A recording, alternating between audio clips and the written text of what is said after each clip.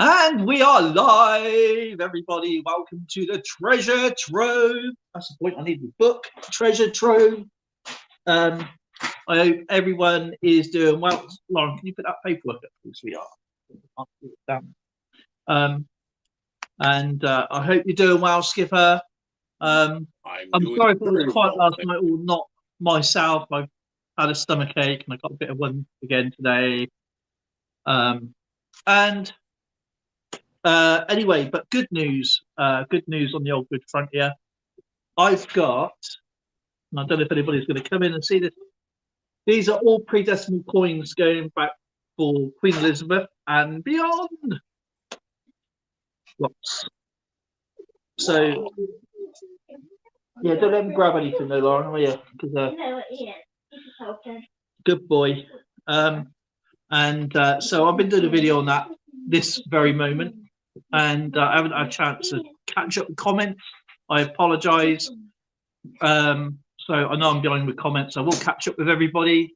I'd like to say thank you to everybody who's commented on my channel. And if I've missed anybody, of course, I will be there. Las Vegas Urban Treasure Hunter, nice to see you, my friend. Thank you for joining us today. Skipper, it's great to see you, brother. And you're looking a bit skinny there. I can't see you very well. But if you have to turn your camera around, or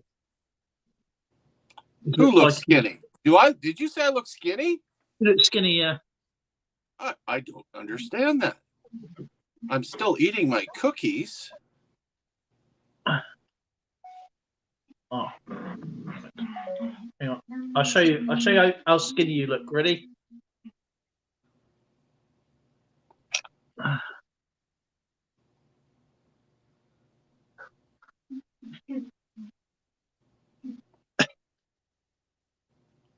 Well, that looks weird. Let's see if I can change some video games. Neil's going to pop up in a bit. He's going to do some trivia with us. He's going to talk about his collections, because this is what it's all about. And if you've got a top 20 in music, he's doing a current run on that. I put my top 20 in. Actually, he's probably in better at coming up to talk about it. But please send Neil a top 20. He will run a playlist, and he will talk about whether he likes it, or average, or he'll do a jiggy on it. And which you did with Mojo's and Zoe's. I know he's done his wife's in my time yesterday in the evening, early this morning for my time. But I haven't watched that one yet. I'll watch that later. I hope everyone's having a great day. Don't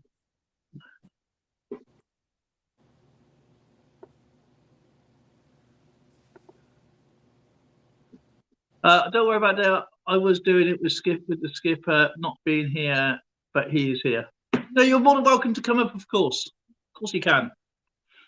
Because we love hearing you, love having you on the stream, of course. And this is what it's all about, isn't it, Skip? It is. And look, That's better. I'm now wider than I was. And yeah, it's. I mean, please do a top 20 video, or send Neil a request to do a thing. And he'll shout out your video, you shout out your channel. He does a really good job. He is good fun. And I just want to put out there. And remember, next year, guys, he's doing a Oscars. He's doing something like the Oscars. I can't remember what he's called it. It's off the top of my head. I'm so sorry, Neil. It's on my brain works. But he's doing certain channels. Sorry. No, he's not doing cards. Is it? It's the Oscars thing with the 500,000. Yeah.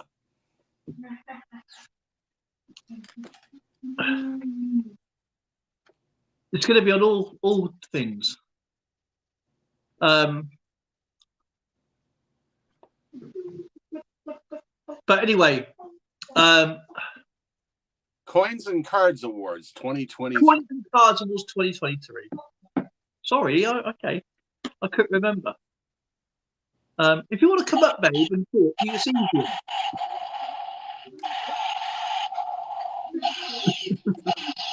Can I have the baby set to shoot and actually injure? I'm sorry, I'm in trick heaven.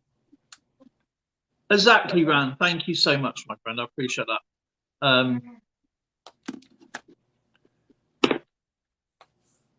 So, I don't know what's happened here with. I sent.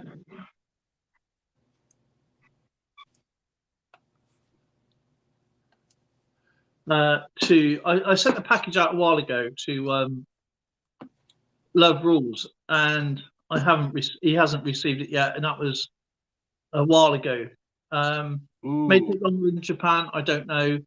I don't want that stuff to be lost because a lot it is like really it's it's something I didn't want to send something from my own collection. So, but I know I know you love it. So hope he gets that soon.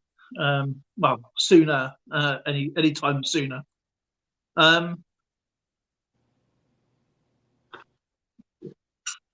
I'm visiting at the nursing home right now. I'm listening, so I can't text. Okay, Kin, no problem. And of course, we got the pay it forward tonight. If anybody wants to get involved with that, of course. Yay, I still yet to write down the ones from Thursday and PA Patriot Prospecting and Treasures. How are you doing? And it's good to see everybody. Please put a shout out first for our channels, and sent you all the packets. Oh, thank you, my friend. I appreciate that, Ran. Thank you so much. And I'll get a package for you ready as well. I'm pretty sure I know you've got amazing channel, and I know your channel is really cool, but you just got to upload videos, please. My banknote collection's got a bit bigger, by the way. I've not featured that yet. And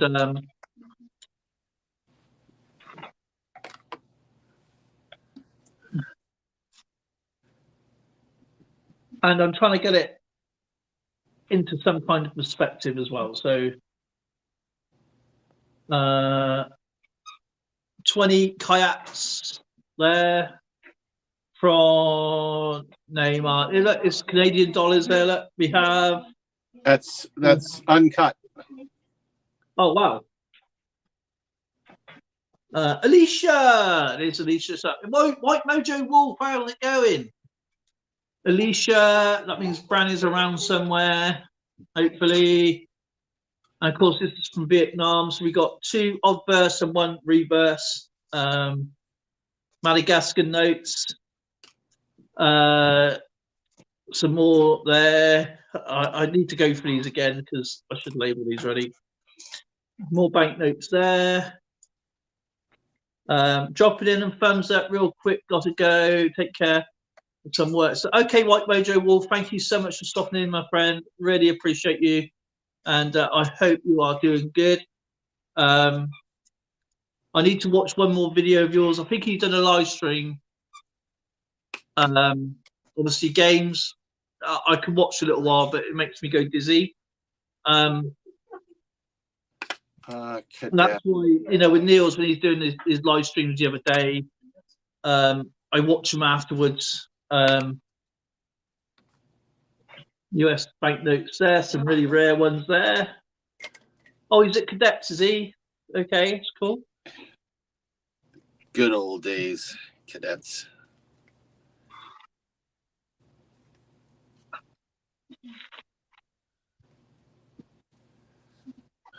(1086) Walkerville Collegiate Cadet Corps.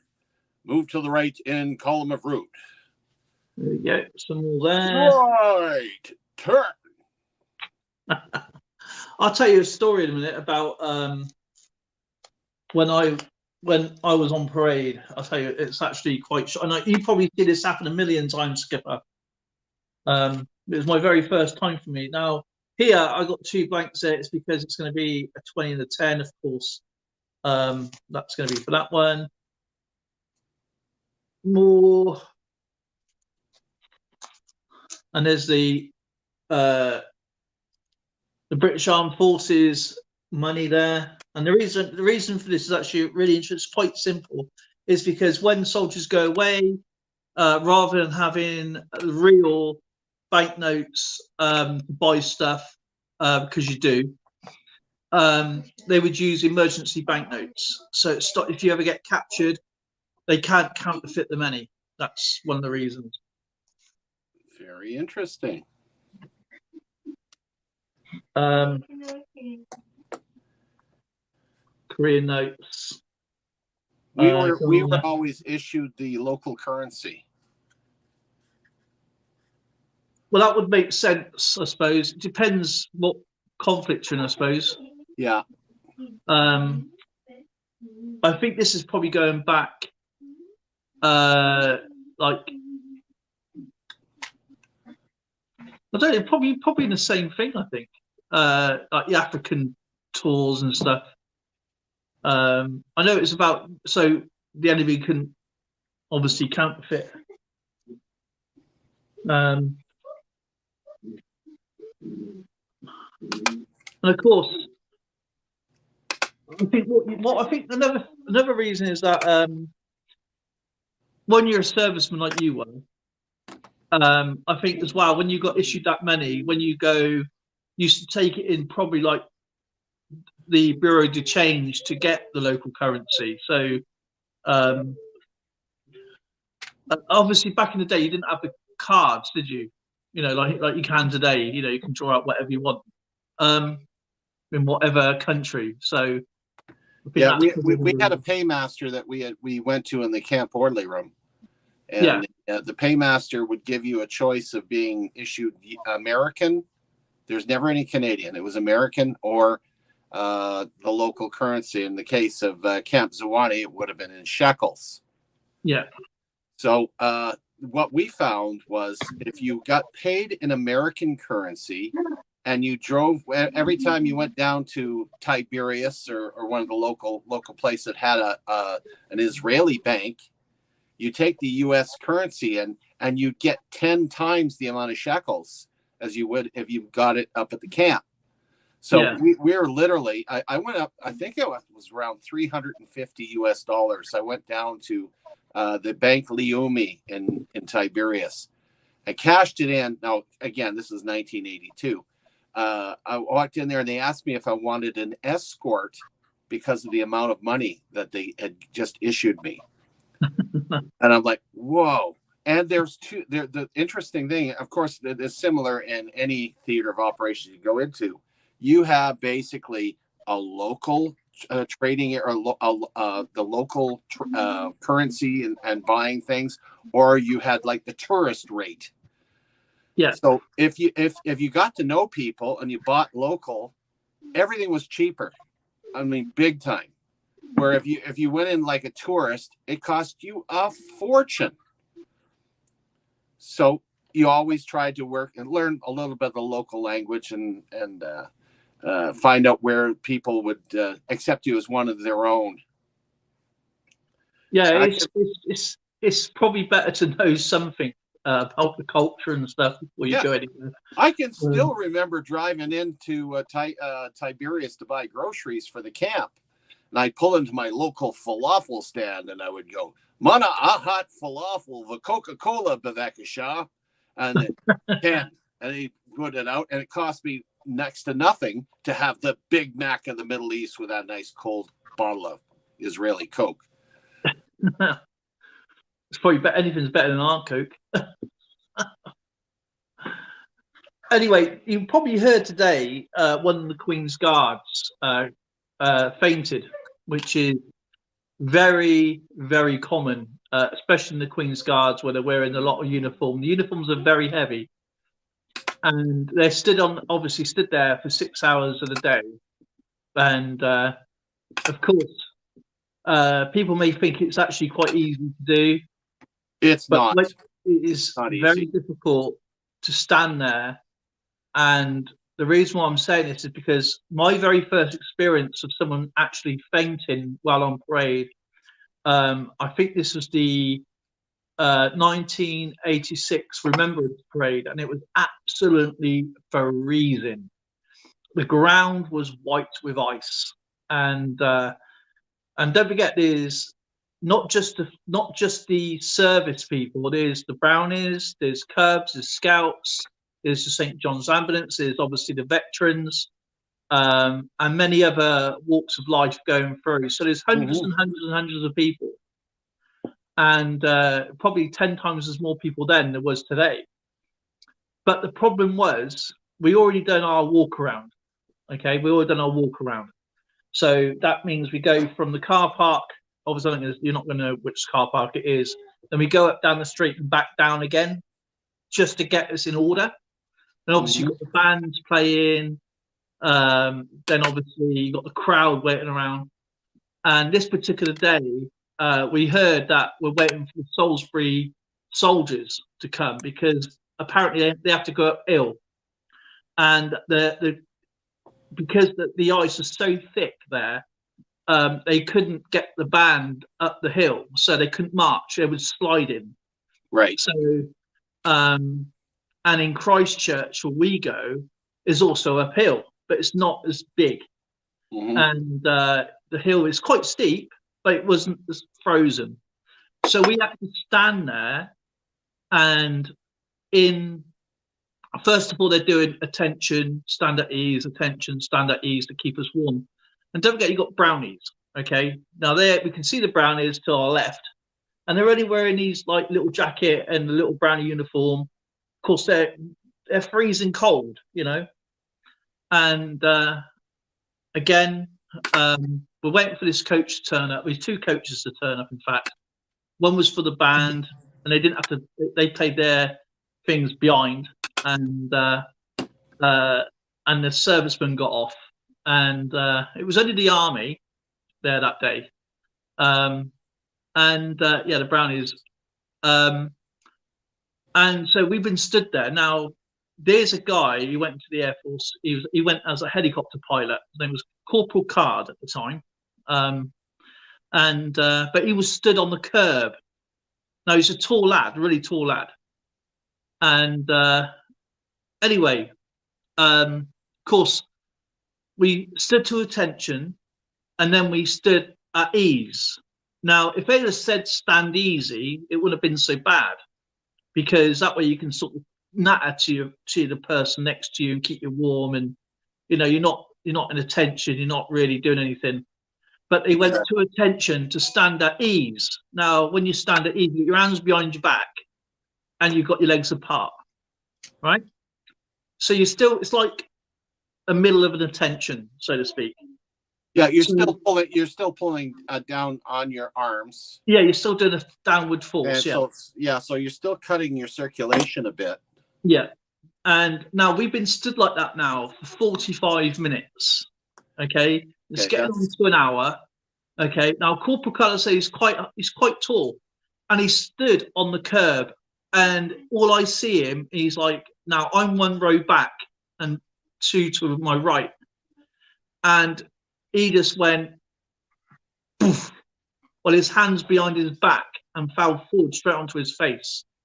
Now, if you've never been in that situation, you're not allowed to move. Luckily, they took the Brownies away, because they're only little girls, they're only like little, and they moved them over to the store to get them warm, because it used to be like a shop called McClearoy's. So they took them in there to keep them warm, and the Cubs and all that to keep them out the cold after this happened. And of course, St. John's Ambulance was right in the corner. Now, Numismaniac to know about St. John's Ambulance, and I suppose some of you do as well. They rushed over to him, and he bashed his face. He never took part. But it is not funny. No, it's not. And I was like, crikey. Now, I don't know about Numismaniac, of course, but we was told when you stand at attention or at ease for a long period of time, inside your boots, you rock your feet. And wiggle your toes. Wiggle your toes. That's what we were doing. That's what I was doing anyway, and that's what my friend was doing. And it's the most freezing cold day I ever experienced here. Especially standing on one place, and we waiting for this coach to turn up, hour and a half, plus them to get ready as well, by the way.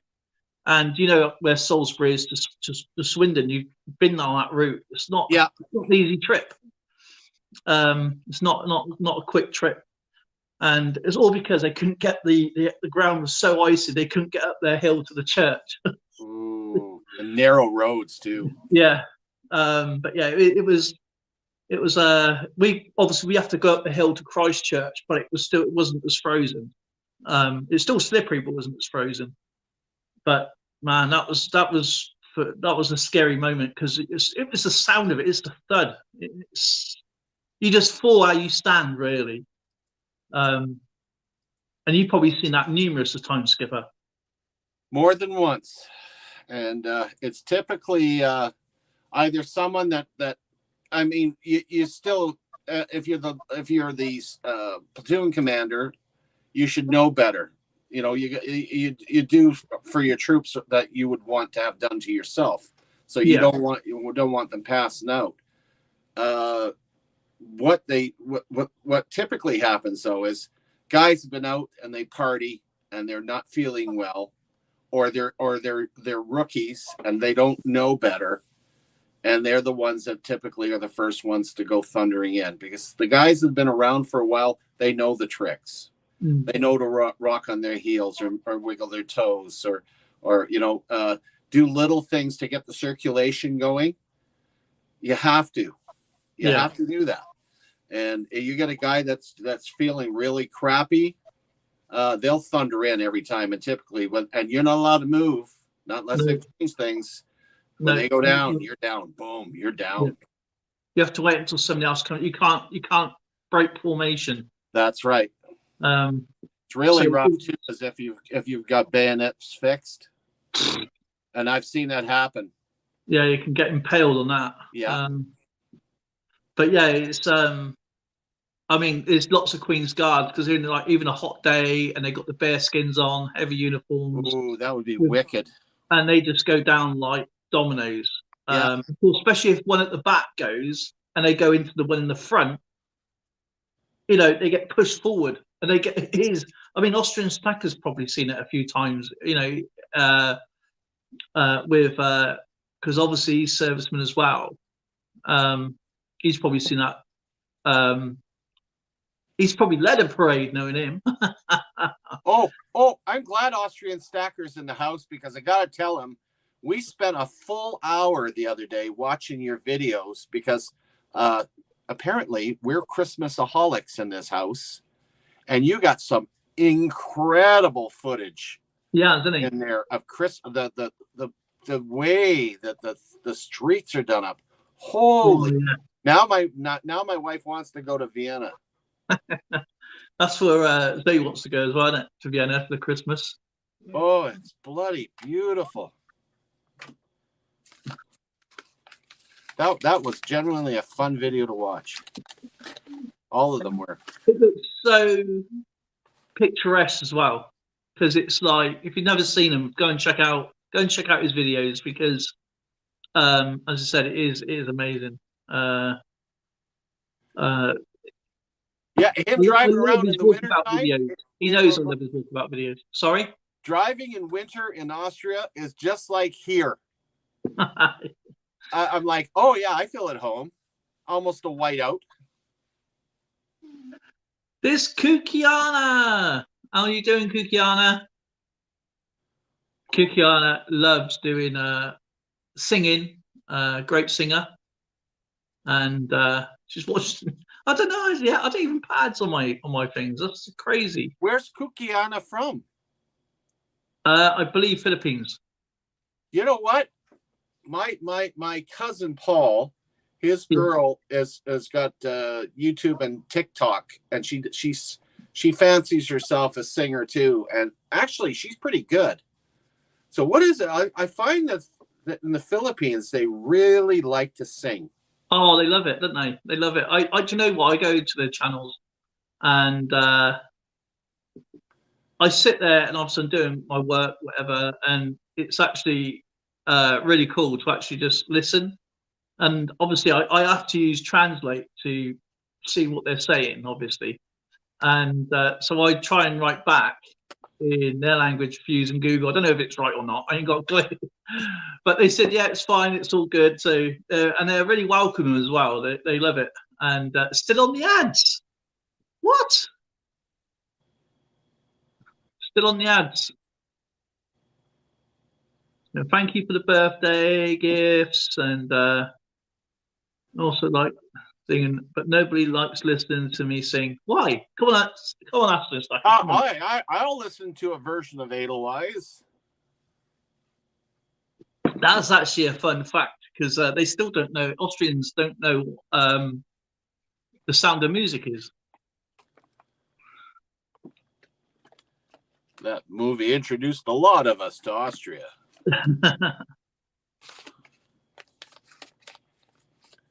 Cookie Anita. And of course, yeah, there's a few places I'd love to go and visit. Obviously, Canada. I would like to go back to America. And well, you do understand you come to Canada, you're in America too, right? Sorry? You come to Canada, you're in America. No. North America, United States, Canada, United States all of in North America.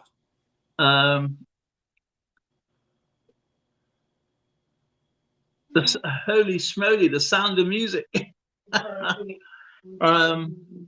But yeah, there's one place I would like to go, and that's to go and look at the Medicis in Florence. So you want to go to the crypts? Basically. But that's where the banking system started, you see, in Medici. And did you know? Look at the way he's doing it. I cannot believe that.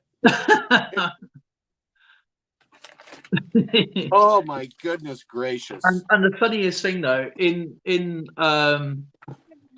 Florence, I think it must be Florence. There's a hidden half-kilometer walkway. Lambo Stacker. And the public is allowed there at certain times of the year. And you can actually see you won't even know it's there, but it's actually a walkway, and it was for I can't remember the name of him now, but it can go from their residence to the church. Remember the Dome Church in Florence? And it's a quarter of a mile. It goes all the way through the city of Florence.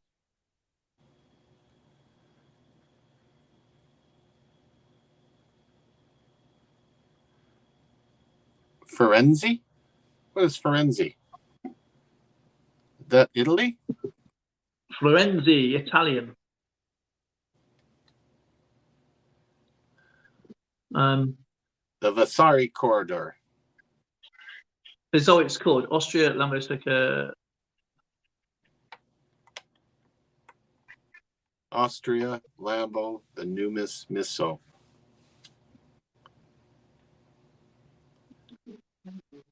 All right, is someone speaking Tuscany? Yeah, Tuscany.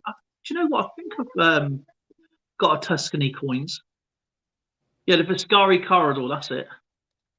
I have a walrus coin that is from Tuscany. Have you? Yeah, it has tusks on it. Oh.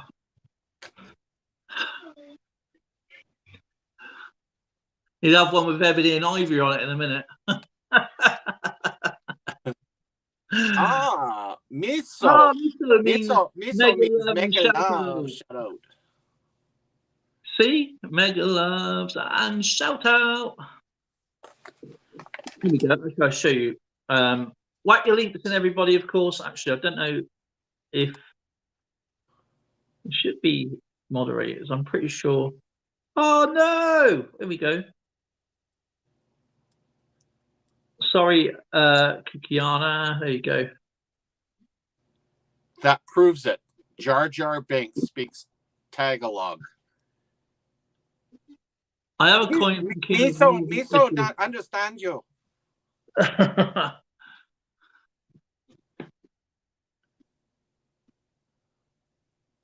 Philippines say ETT. We just say ET. That's a good movie. Thanks. Thanks. I thought. I'm sorry, I missed you up there. Lambo Stacker should be one as well. There you go, Lambo Stacker, brother. Do you know what? I don't even know why I've got ads on here because I don't have ads on mine because I've got premium. That's because you're the posh person. I'm a posh person. He's the posh guy. He don't have ads. He pays for the premium. And I hope you guys are doing great. I hope but please whack your links in. And actually, I don't know if I've showed you this cookie arm actually.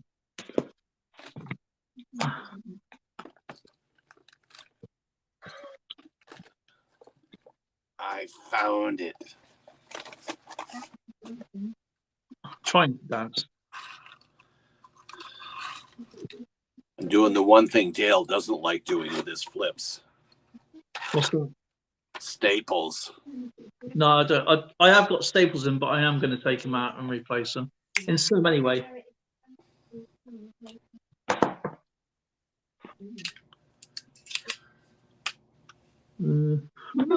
Banknotes.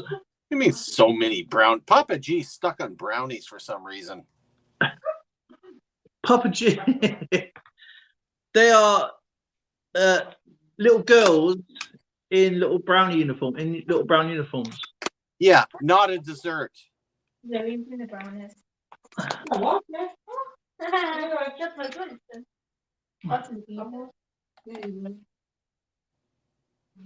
About to drive to New Friend. Where are you driving to? Oh, is that from the Philippines? It is. Yeah, Philippines. It's a 20 a peso banknote.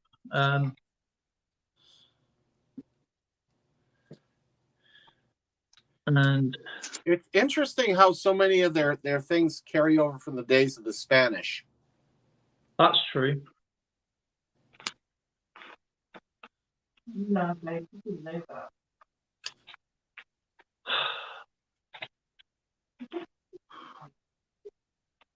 Do you know what? I love this one though. This is probably one of my favourites.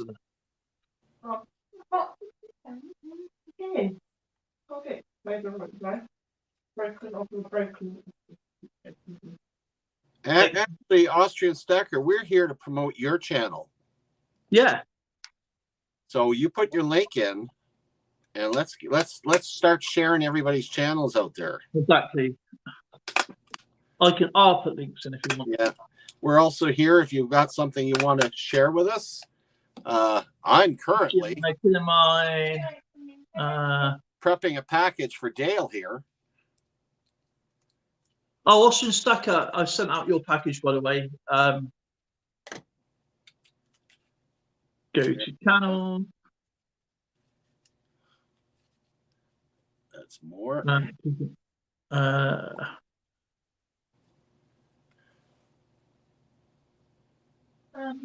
This is live Monday.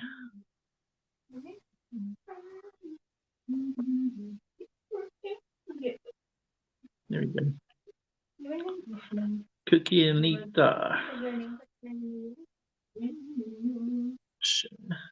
Copy link. Go to my city channel. Come back. Go here. And there's ads on my. They are really annoying. You ever use this stuff? Cleaner? No, never seen that before. What's that? Yeah, you open it up, and it's got a green goop. Feels kind of looks like Zoe's blood. Oily, almost like silly putty. Yeah.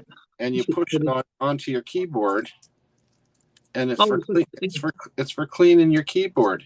You know, you can actually make that with PVA glue, yeah, corn syrup and corn flour, and then you got that stuff. That's all it is. Well, here's the good news. It was given to me, so I don't have to make diddly. But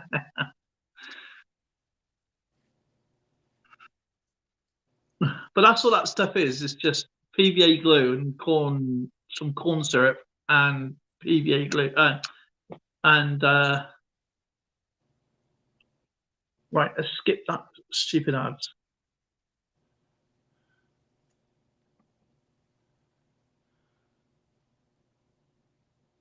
Right, let's try and spell some of these names correctly because my spelling on my phone is not very good.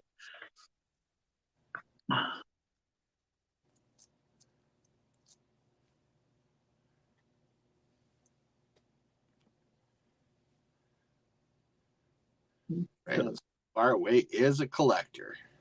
He is a collector. Just wish he'd do some videos, please.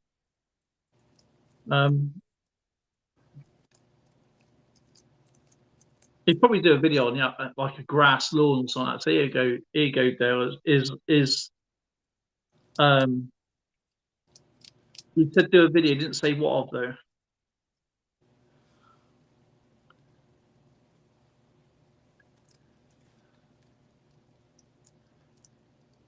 Yeah, it doesn't take a lot to do a video. I mean, some of them, depending on how long they are, what you're doing or trying to say, can be a little difficult. But you know what? A basic video, even if it's like some folks will take you on a drive. Hey, it's ASMR, relax, nice little music in the background. I'm heading off to Vienna or whatever. Those are nice videos.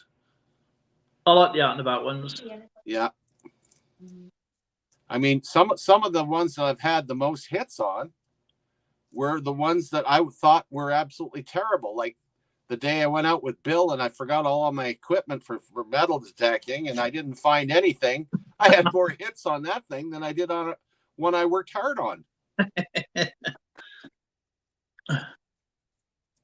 Right, Austrian Stackers channel.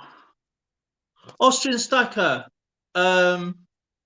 There's somebody out there pretending to be you, isn't there? Oh, wait a minute. I heard that. Yesterday.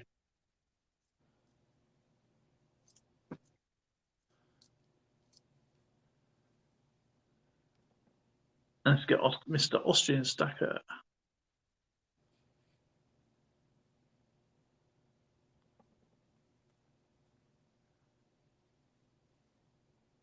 Alrighty.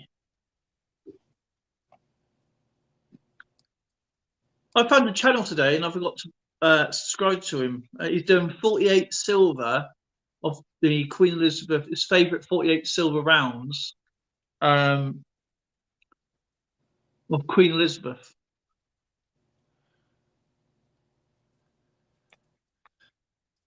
You know what I noticed?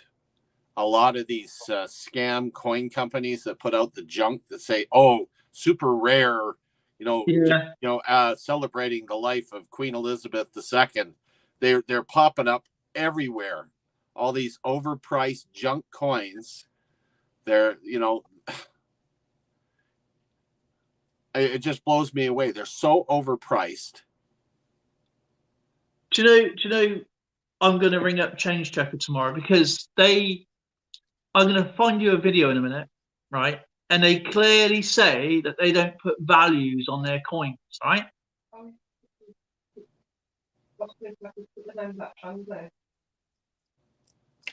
That culture of that's him. Yeah, I found his channel today.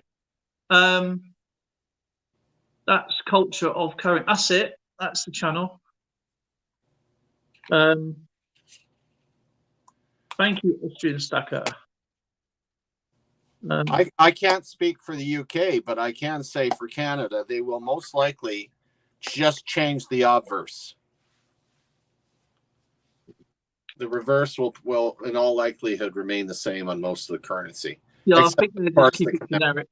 There won't be any £2 or 2 pences at the moment, but they just keep the generic stripe, and because they've already got them made, it's just having the date on, and obviously with Prince Charles, and there's a lot of process that goes through.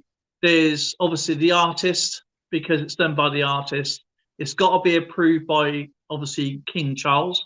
So there's going to be probably quite a lot of sittings for artwork. So, and then it's going to be one with probably the effigy without his crown, which is normally like the first one. They normally have like a laurel wreath or a tiara, but he's obviously not going to have a tiara or laurel wreath. He's just going to have like the first King George VI coin with just a hairstyle, like, you know, no crown on his head. Yeah, I could see that too. So that's going to be the first quick one out there. So I reckon about 18 months before we start seeing his coins in circulation. But Queen Elizabeth coins are still going to carry on as well until there's a decent supply of coins for everybody to use, including banknotes. So I don't think they're going to go out of circulation until at least 3 years, until there's enough coinage out there to cover supply and demand. And then, as I said before, it's a blank canvas for everyone to start again, collecting from all around the Commonwealth, around the world. I think it's going to be pretty interesting. Personally, for me anyway, I think it's going to be pretty cool. Mr. LAP Coins, how are you, my friend?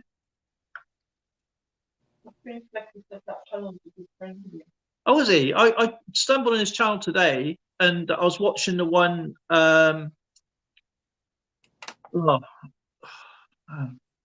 That's a very good question. There's a good question.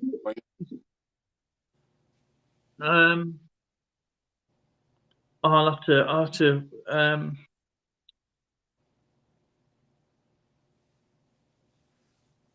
He's doing 48. I can't remember the video he's doing because I had to go and do something really quickly this morning. I found it and I thought, well, this is going to be interesting. And not going to say online, but I had to go and do something really quickly. And I turned my phone off and I couldn't find the channel again. Marley and T, how are you?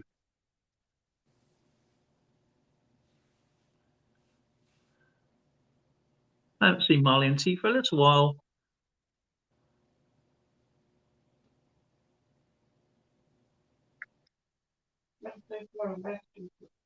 Yeah, it might not come through yet.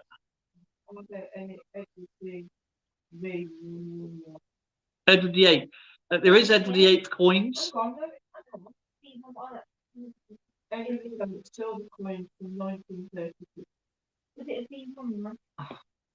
Henry VII. Yeah, Edward VII.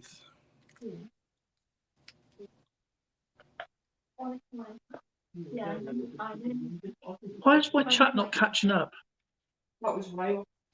Yeah, my chat was stuck, babe. Sorry, it wasn't going. Okay. I have a Fiji coin from East Africa. Was that Henry VII coin? 1936. Is that right? Was that the question? My chat didn't work then for a minute, Ran. Sorry. Can you re-ask the question, please? Are there any Edward VIII silver coins from 1930s? Oh, Edward VIII. Right, Edward VIII. There is Edward VIII coins, but there's only 7 pennies made, and I believe there's 2 in private collections. There's 1 in the US. There is 1. What? I can get, yeah. I don't. There's 1 in America. There is 1 in the British Numismatics Museum, and there's 1. Who collects coins? There's one in the Queen's collection, or now the King's collection. Now, are you talking British now? Yeah, this is British. Yeah. There's 7 made, and the rest are buried under the pillar of the Bank of England. Silver coins, there is probably restrikes of them. I never come across them myself.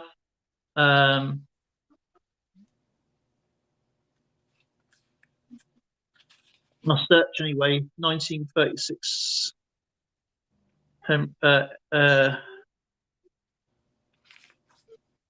Edward. Yeah, in Canada, you wouldn't be finding any Edward the Eighth at all. You'd find George V, and of course we have the infamous dot pennies.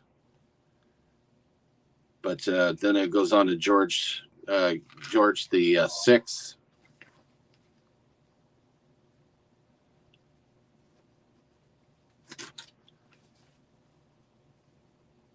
Yeah, they would have been in silver. It says here, Edward the Eighth, 1936 coins.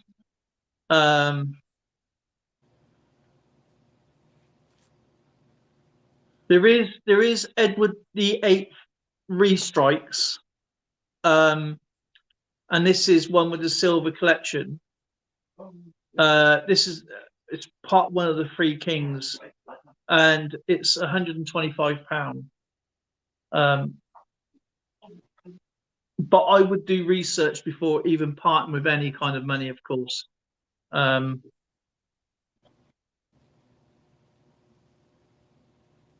Yeah, that's the Reef and Set playing 1936. But because it says 1936, I hope so, to be honest. But yeah, 1936 coins, if you was to have a penny, then you're very rich. You're very, very rich. Yeah, no kidding. And they probably want to question you where you actually got that coin from, because it's like the double eagle. I think it's the double gold eagle in America. I think there's like 2 or 3 that is still around circulation. They wanted the gold back. And I can't remember what year it was. I think it was over World War One. And they're illegal to own. But I think there's one in private circulation, and one in the US, the Numismatics Museum.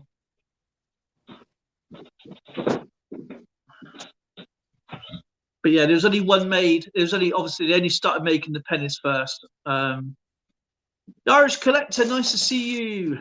But yeah, but I'm going to be calling up the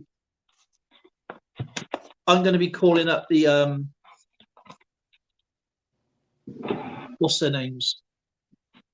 Change Checker tomorrow, because they're a good company if you want to buy some stuff from them. They got some great products. I'm not knocking the products, I'm knocking their values, because they put a video out a while ago saying they never put value. This is Change Checker, and then you got Westminster Collection. So Change Checker is like their marketing tool. They do the videos, they do all the social media. And then you have Westminster Collection, which is their sales side of things. And that's where you buy your coins, your banknotes, and other products they have, accessories and stuff. And they're a great company. I've got nothing against them that way, because their products are really good. But they said that they, Change Checker, don't put values on their coins, right? They don't advertise the values. Okay. Now, in this book here, which is all Change Checker for some reason. Right. Now, I don't know if you can see this, Skip, or anybody in the stream. I'll show you this. Oh, she's had her moments. She's popped up a couple of times. Well, here they're putting values on coins. Yeah, bring it up big so we can see it a little better. That's a good idea. Now, I think that's the one.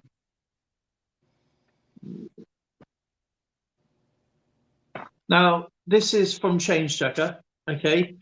And this is what makes me angry with when people put values on coins. See, they got their £2, £1.50, but they're quite happy to sell their coins.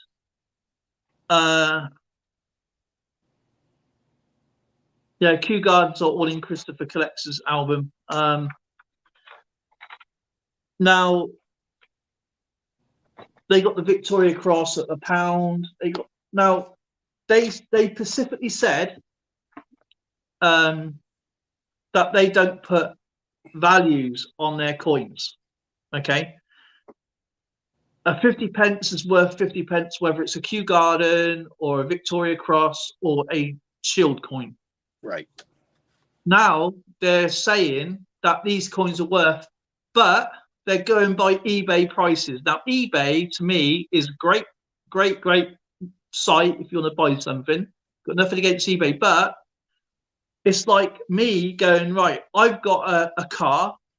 It's a BMW. Okay, it's a Series 3. It's a 3 Series. Okay, my car is worth £5,000. So every car's worth £5,000, despite what the condition it is. Okay, and that's the type of questions I get, is like emails. Oh, I've got a coin, it's like yours. How much is it worth? And you say, I'll be honest with you, this is only a 1p coin. It's the value of that coin is only worth 1p because they're still in circulation. I don't know the condition of that person's coin. Or I'll say, I don't do values because. But if they're going by my videos, yeah, because they're circulated coins, they're only valued at a penny. So I'm being honest with them. It's not the news they want to hear because they go to another channel and say it's worth £20,000 and it's rare. We know which channel we're talking about. And yeah, you know, I'm just putting out a highlight, but I'm just saying you can't value a coin based on a picture. Okay, it has to be a proper coin picture. And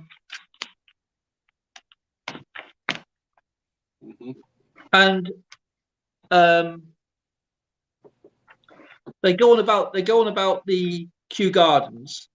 Okay, but they don't put a value on the Kew Gardens, but that's all they keep on about is the Kew Gardens mainly in their things. Kew Gardens this, Kew Gardens. To me, it's got boring. But these people will look at this book and go, "This is how much this coin's worth," whether it's in good condition or terrible condition. You know.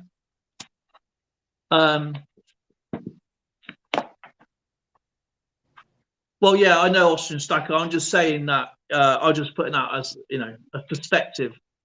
I didn't say which year or the condition. And their history, their research is so off.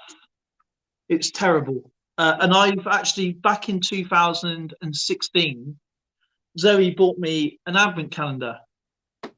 And as I was peeling it, I was looking at the research of that coin. And I thought, I know, I'll look at Change Checker and see what they got on there. They had the wrong coin for that box, and it had the coin, which was something else. So like if I pulled out a 3p, for argument's sake, it would be a foreign coin from Africa. And it'll have a different reading for a Chinese coin, for argument's sake. And whatever happened is a massive mistake. And I phoned them up. This is on day one, and so I undone them.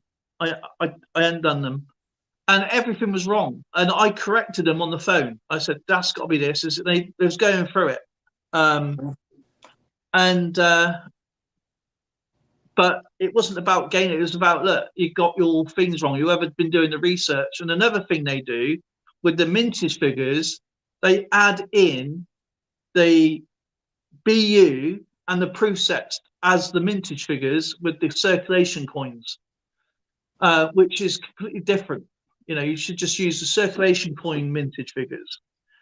And what bugged me as well, I was reading through today, and I've got a 2014 mule coin, okay? And you can actually find this out for yourself. I'll just get to the page.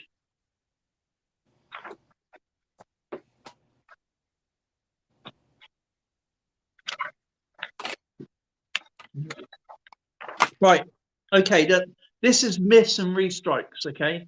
And now the 2014 Year of the Horse mule coin. A mule coin is a coin that is one of its sides that is struck and the die is wrong, okay? And that's what's happened with the Royal Mint's 2014 Year of the Horse coin. Now it shows you what the error is, and it's pointing to, they basically got the picture of the COA and stuck it in the book. Okay, that's what they've done. They got the COA, they copied and pasted it onto the book. And it goes on, the Royal Mint acknowledged the error, which has resulted in approximately 17,000 Britannia coins being struck with the non-identical Year of the Horse and the 38,000 Year of the Horse coins with the dentals of the Britannia version. So you got the blank side of the Year of the Horse with the dental side of the Britannia coin. So it's opposite. And what's supposed to be done? Well, at the time, listed on eBay as hot, these go for £500. Okay, £500. Okay, which is wrong. That coin cost me, and I was invited by the Royal Mint to buy that, and it was £500 back then. That was 2014, and it was only 12,000 made for those back then. And then in 2016 and 17, I think, they redone it again. They done the errors again for another 38,000 to be made of the 2014 Britannia and Year of the Horse ones in a double set, and they were going for £300 at the time. And but yeah, so their information is totally incorrect because they're going off eBay prices, you know. And they're the company that says we don't put value to anybody's coins or to any coins. You know, the coin is worth what it is worth on things. The actual British Numismatics was actually complaining to the Royal Mint, why are you making new coins which is 2 years older and making our coins worth less, with the two coins you have now worth less back in 2014, because now there's something like, I think it works up to about 96,000 now of coins out there. I don't think 98,000 was sold, but that's what the Minch's top figure is. You have a Minch's figure, then you have a selling figure, so that's what you go by, the selling figure. And I will be talking to them about that tomorrow, because I just noticed that today as I was reading my book. So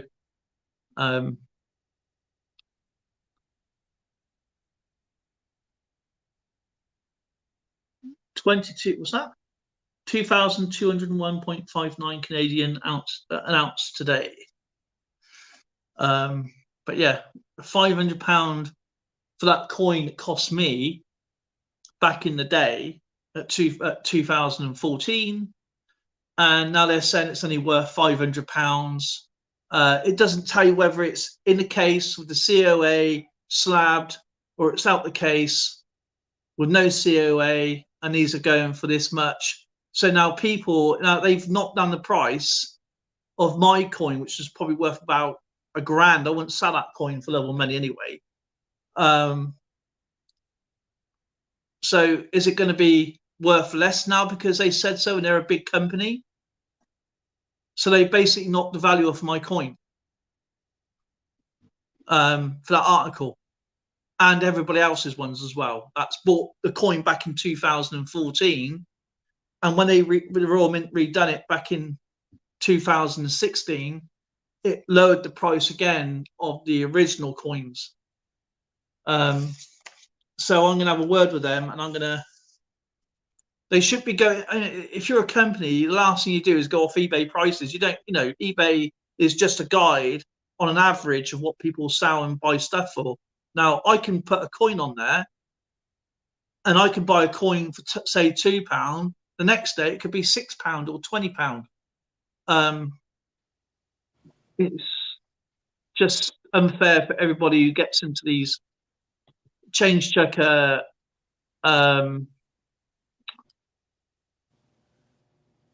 predicaments, as I say. And another thing is what do you have over there? Is it Franklin Mint you have over there, or used to be Franklin Mint? Oh yeah, we have Franklin Mint over here. Yeah, we have one. And Bradford Exchange. Danbury Mint, we call ours. Danbury Mint. Bradford Exchange here is not so bad if you're not buying coins. If you're buying ornaments, they're not so bad. That's the same here. I'll buy the bronzes and different ornaments they have, but I will never buy a coin from those guys. No, I never bought a coin from there. I have, and I lost a lot of money. Oh, man. Christopher, it was an invitation for these coins, and I got a really low one there for that, and I was really happy because it was like the first Mule Cat coin I wanted, and I saved up for it. I bought it. I already paid for it and ordered it and got it, and it was cheaper than what it was at 2014. But they restruck them again. I believe it's in 2016 or 17, which lowered the price again for everybody. And it was a news article about it, that all the numismatics wanted to take the coins back to the Royal Mint and get the money back they paid for, and then some, because restriking them as 2014 coins. They should have done it as 2016, 17. And then you get people like Change Check who don't do their research properly, or just look at eBay. They got somebody in the office. They got a YouTube channel. They got an Instagram page, and they got a TikTok page. And I've complained to them so many times, saying, "Look, you said to everybody a Kew Garden's worth 50p. Like, there's a video about it. You can check it out. Kew Garden's 50p is only worth 50p. I think the top's called." And now they're saying it's worth X amount of money, but they don't tell you the condition of the coins. That's the problem. And they come across a really, I don't know what you call it. EAC, nice to see you. Alex, great to see you, brother. They come across a really professional company, which they are, and they're biased as well. They're very biased, which is understandable, because they don't want anybody else to go anywhere else to buy stuff, which is understandable. But Danbury Mint, you have to be careful of them, especially with their wording. Now, they done the Morgan dollars. You can buy 2 Morgan dollars a month for X amount of money. I think it's something like £24 per coin. Okay, which is good, I suppose, in some cases. But the trick was, you don't know whether you was going to get, you didn't know what date you was going to get. Yeah. What mint you was going to get. Okay, and what condition you was going to get. Okay, so it could have been, and it obviously put in their own slabs. It was not like PCGS or NGC or Canadian grading company or any British one, because we still use PCGS and NGC here, or APMEX or anything like that. But the thing is, they stab it themselves. I think they clean them themselves, and I believe they do anyway. And so you obviously it's something like 20 coins you get in a nice box, and so you say 20 quid. So they obviously bought these really cheaply or got them somewhere. And they've obviously got some professional buyers out there buying them in bulk, say £100 or whatever. Mm-hmm. And they're slabbing them up. They say, right, send them out. So I can get a Carson City. You might get a Philadelphia or Denver, right? And the next week I could get a Philadelphia. So the actual things don't match up anyway. And it doesn't tell you the dates of the coins. Yeah, they embellish on the rarity. They embellish on making you want to buy these things, and you know damn well a lot of them are junk. Yeah, it's going to be actually junk crap in there. And yeah, you buy an expensive box. You buy an expensive box, and the funny thing is that every coin that this is what they don't tell you. You have to be very careful of the presentation, because they send you out so much garbage in their pamphlets that they say, oh, people might say, oh, yeah, well, I'm starting coin collecting, I'm going to sign up to it. They say $4.99 on postage on each coin. Okay, not on the 2 coins you get a month. So you get an extra £8 charge on each month. So it adds so if up. you work that out over 40 coins, that's a lot. I mean, that's £80 for 10. So what's that? 40, 4 8, 160, an extra £240 in postage. On top of what you're paying. Exactly. And now, if you used your head, I would say, I'll buy the coins, but can you send them in one package at £3.25 postage? That'd be good enough for me. Mm-hmm. That's what I would do. I'm just looking at what Christopher Ty has said here. He said, yeah. World UK, that's why I don't go for modern collectors and bullion. But you know, that's where you've got to decide on what you want to collect. I collect modern, but I have a theme that I collect. It's just like someone, oh, I'm going to collect all pirate coins that are, you know, with ships on it, or Disney characters, or Star Wars characters, or I'm going to collect all the panda bears or whatever. Yeah. That's a personal choice that you want because you like the look of them, and you're foregoing the premiums, which tend to be very high because you collect those coins. So I collect military. That's the only ones that from the mint. That's what I collect, separate from the circulation coins. That's a whole different ballgame, right? And I'm pretty sure that Dale does something similar too. That's I do. Right. With my Red Arrows watch. Now this is from Bradford Exchange. Okay. And I had a letter to be invited to buy this. And I'd done my research first, how much these watches cost. And they got to about £1,500 on these watches. Now, I bought this for £300 from Bradford Exchange. And then I had a discount from them because I ordered it on first order.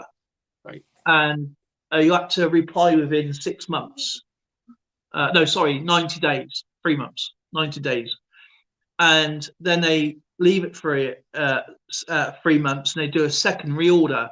So your serial number should be between 1001, because there's only I think it's 2,000 these particular watches made. So if it's 1 to 500, then it's 501 to 9999 or 999. Sorry, then it's 1,000 to 499. And then it's 4 types. I didn't have this for 2 years. And I kept complaining. I said, look, I've paid my money. Where's my watch? And then the second watch was out already, but the serial number is quite high. And I said, I ordered it on the first order. It should be between 1 and 499. Oh, sorry, 500. And then the next one is 501 to whatever. And they gave me £150 back on the watch. Swan Queen. So yeah, that is what I do. You know, you do research first before you look at it. I mean, me, if I was to do what Bradford Exchange done, I would have got it a lot cheaper, going around all the auction sites on YouTube, like the people that you know, and bought all those coins, and you'd have probably got them in probably 75% cheaper. Now, what I do when I buy my coins is I do have somebody that sends me stuff. I send them a bit of money, they send me stuff whenever that happens. But I go round loads and loads of different sites, websites, and I'll buy that coin. Then I'll try and buy that coin, and I'll try and buy that coin. I'll buy that coin, and it all comes in different packages, which I'm still yet to do the video on because I've been itching to do the video. And that's what I do with my coins. And I'll buy every 2 weeks or 3 weeks. I'll spend £20, and I give myself a challenge. It's something old, something quirky, and something silver, or it's something old, something quirky, and a banknote of some kind. That's what I do.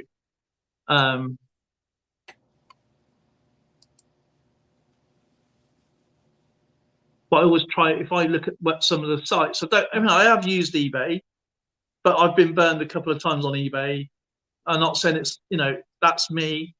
eBay's great. I mean, it's a great for price guides, and you work out what you want. I bought a collector's knife featured for the months in the Page magazine ads. A piece of junk. Oh my god. I bet you had to wait ages for that back in mail order as well.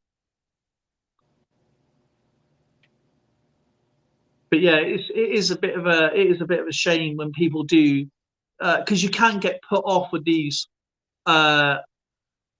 distributors from the coins. No matter what you're buying, if you want to collect knives or you want to collect figurines or other types of ornaments, coin stamps, comics, whatever you might get.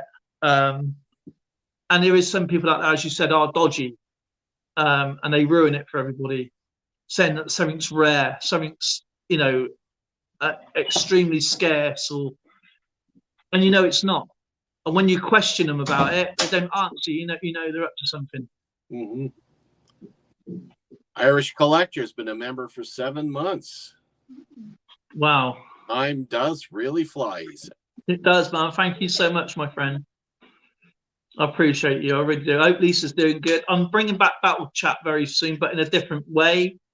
Probably do that for Christmas, because I still got all the prizes. I don't know if you can. Where's the box behind there? The box is literally behind there with all the prizes. Obviously, I still use a cash prize thing. Has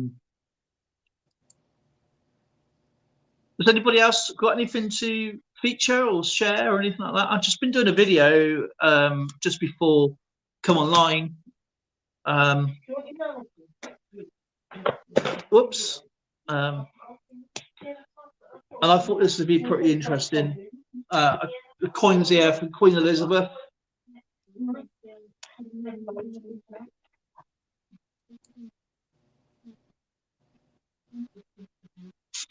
She is indeed very well. Oh, cool. Glad to hear. But yeah, hopefully Skipper does it with me, so you can do it 1 month. I'll do it next month, whatever.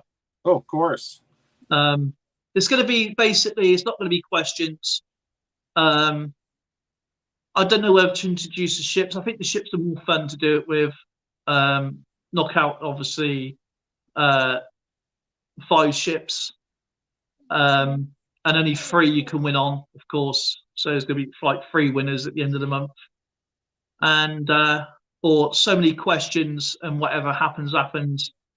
If there's no winners, we play it next month on Skipper's stream. If there's winners, then obviously I got the prizes. That's not the problem. But what I want to do is introduce to everybody to play it. So it's going to be like codes. So you just write down. I'll write down a whatever in the question, and you just got to copy what I'm going to write. so there's no predictive text in or anything like that. So it could be A, B, C, D, E, F, and 1. So you have to actually write in whatever the code is, and whoever gets it first can have a go on the board. Welcome, Coin Junkie, to our membership. Coin Junkie. Have you done it again, Skipper? I did. Thank you. I don't know how to do that. How do you do that? I don't have that on. It's not on StreamYard. It's on YouTube. Yeah. And you just click the little $ there, and it'll bring up the choices you have. Yeah, because the only choice I get is super chat or membership or super sticker. Oh no, I got super sticker, super chat, and membership gifting.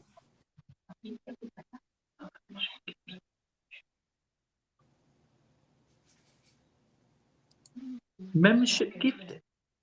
Yeah.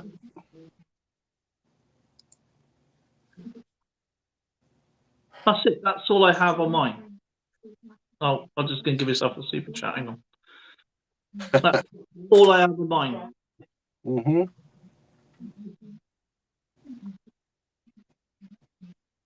Well, I guess we do things better in North America.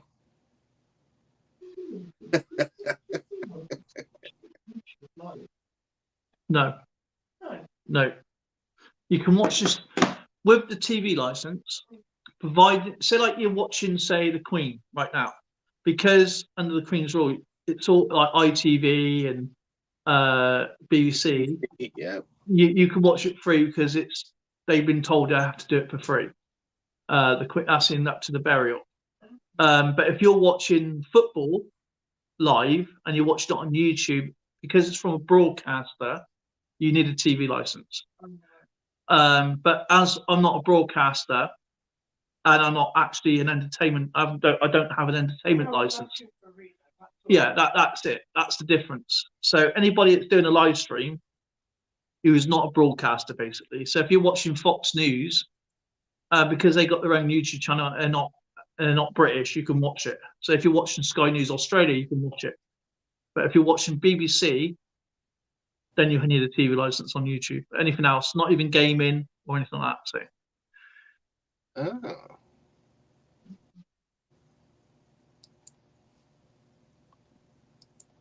But if you're watching Netflix or Amazon Prime through any system, even your TV, don't need a TV license.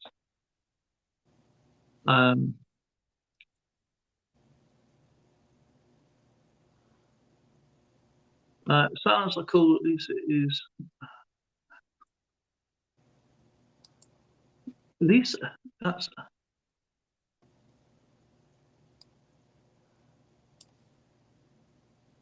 So I don't even know what it looks like on the gifting thing.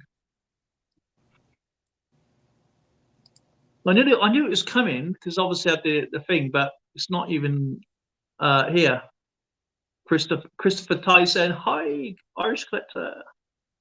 Has anybody else got anything interesting to? Because because he's running out of things to talk about. No, I haven't. I've got the I've got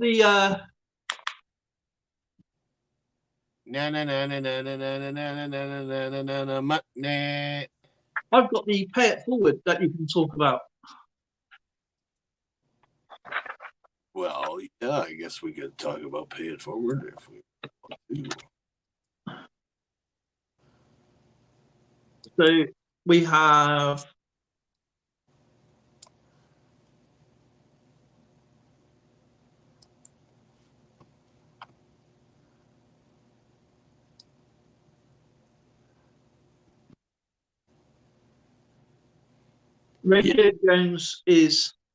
Radio Jones, Taffy Coins, EAC, Silver Tanifer, and Sandman Coins and Collectibles is on the wheel this month so far. You folks out there, if you haven't played Pay It Forward, or if you're kind of hesitant about it, it is a great game. It's essentially consists of 2 wheels. The weekly wheels run twice a week, once on my channel, once on Dale's. And all you need to be is 13 years of age or older, with parent, of course, 13 years with parent consent. Read the rules within, which are down below here. That'll explain everything to you. But in a nutshell, you pick an item that you happen to have that you might collect, whether it be stickers, pins, coins, stamps, whatever it might be, as long as it's legal and not too big. Yeah.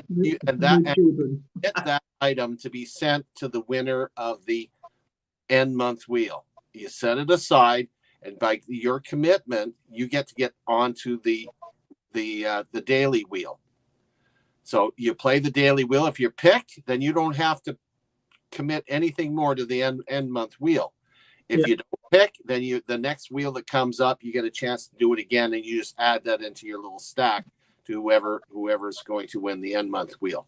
The cool part about Pay It Forward is that by the time we finish a whole month, there's going to be people from all over the planet sending different items to one person.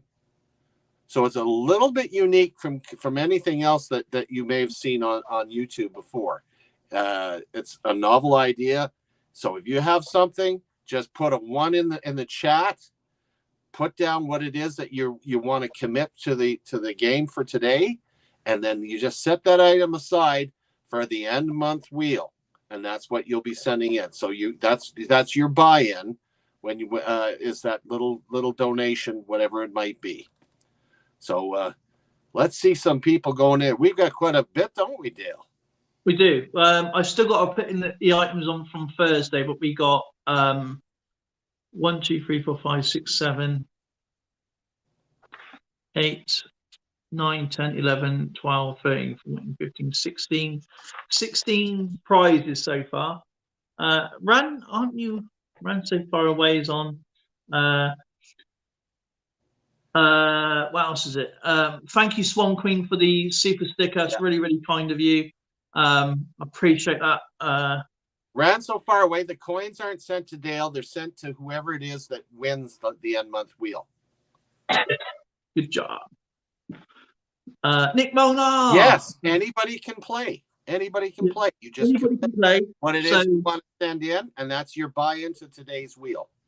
So Ran, let's put in a Ran so far away. Oh, no problem. Understand, Ran so far away. You just meant a picture.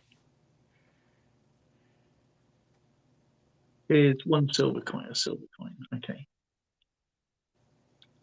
And of course, it could be, as I said, it could be a playing card, like a collector's card, collector's stamp, whatever you're into. And what if you do win at the end of the month?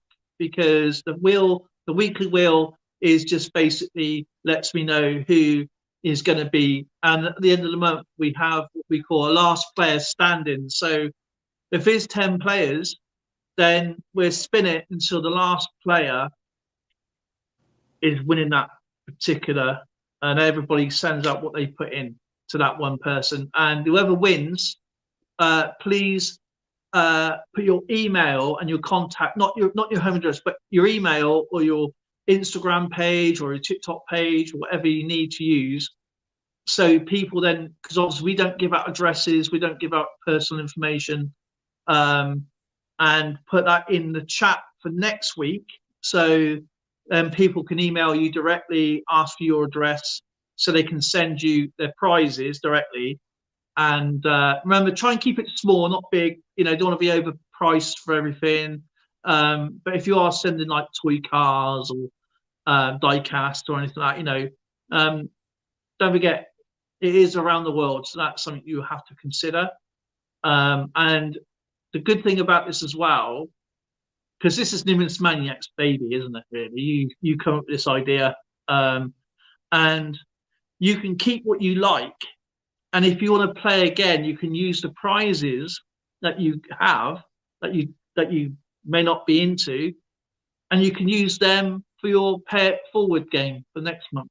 So And look at the thrill you're going to give your postman when they end up with all these things coming in from the whole planet to your mailbox. Yeah, and another thing is, if you're into magnet fishing, you're sending 25 kilos of magnets, and the postman's delivering all those magnets to one person. Or all that gold that Nick Molnar's found in the creek. Yeah, that's true. Irish Collector says a silver sticker and a silver dime. Is that one sticker and a silver dime? Or is that one sticker, silver dime sticker? Or it's a sticker silver dime, or a dime sticker silver.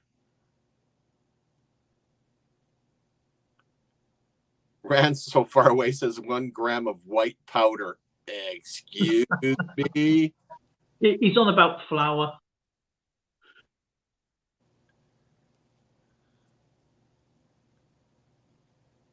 Nick says my post person hates me.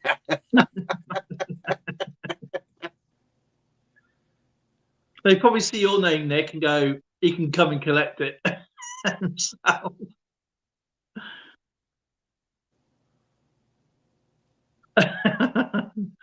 Yeah, flour, sure. And the AC's gone naughty. Sugar. Sweet sugar.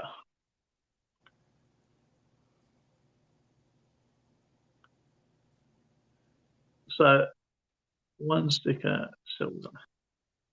So that's, we do have reindeer droppings up here that we can ship. No, they haven't done that, have they? Nick Moir says they have made me do that, Dale.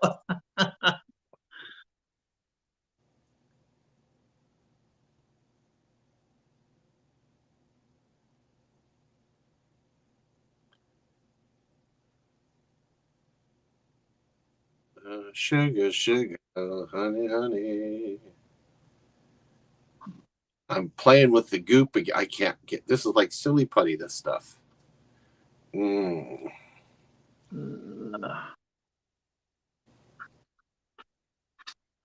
meant the picture, sorry. Where's my chat gone for Irish Collector?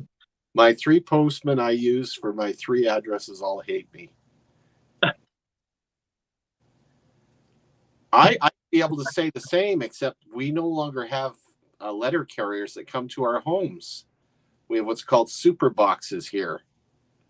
So that's actually a disadvantage for the poor carriers, because I always gave them a real nice tip at Christmas time. Now I don't even see the guy or gal, whoever it is, that drops it off in the big box. I remember I had my magnets delivered. It was a really, really hot day, and it was a lady, and she goes, "Oh, thank you for being in." She goes, "I've been carrying this now for an hour." Las Vegas Urban Treasure Hunter has put something up. Las Vegas. We have one Monaco. 50, wow.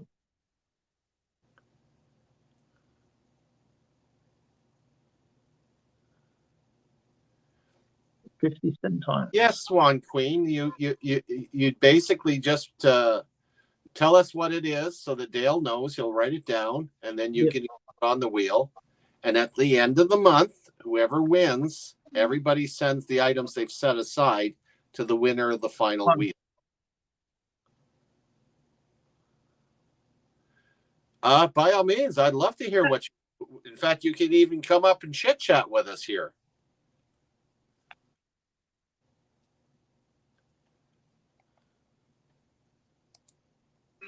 Remember, if you're going to play a few times, remember, try and keep it small so it's still not expensive to. Yeah.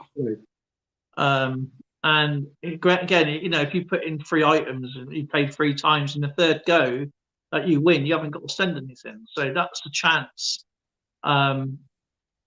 Ooh, nice. I can't remember the last time I had a letter carrier come to my door. Just think back in the day, and post it in America. They used to post children.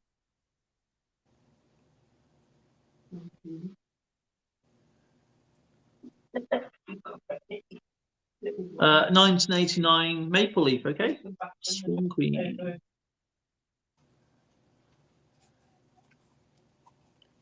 What, Swan Queen's putting up a silver maple leaf?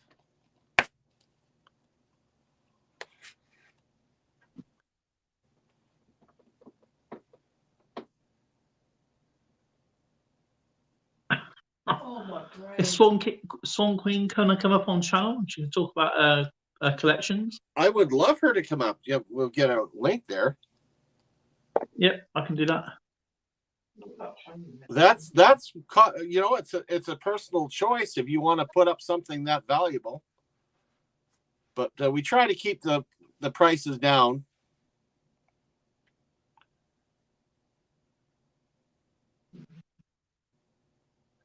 There's the link there. Come on up. Zoe's going to enter. What are you going to enter? No. Me. Anybody want to win Zoe? Going now. I'll post that right now. You're putting Zoe on the wheel. No, Zoe's putting herself on the wheel. And I'm going to make a life-size wheel. And if anybody wants to throw knives at the same time, you're more than welcome. If you want to practice your knife throwing, in the back of the head, that one. Oh, just click on the Swan Queen. Click on the link that's there, the StreamYard, and that will pop you up, and we'll get you on as a guest.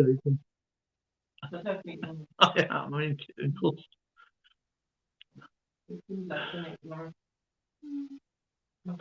Nick, listen to the sound of my voice. Yeah, listen to the Nick's voice. It'll make you fall asleep, so you won't feel a thing. I got it for free, she says. Very generous.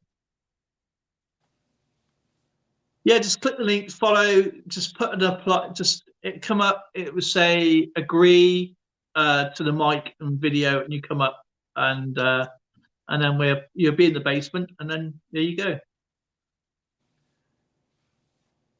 Did I put the link in? I did, didn't I? You did. You put the link in.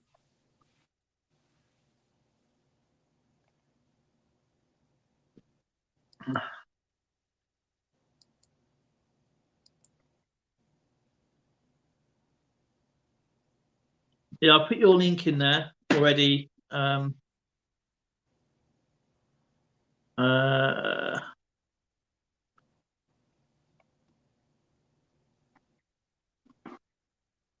Birthday month for Kukianita.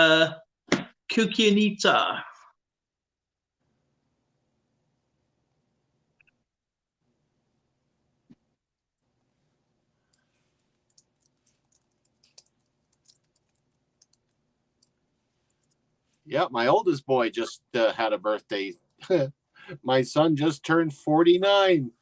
Wow. Now younger than me. Old. Old. Oh, sorry. Hang on a minute. Just waiting for devices to connect. Remember, she won't be able to hear me now, will she? Look, there we go.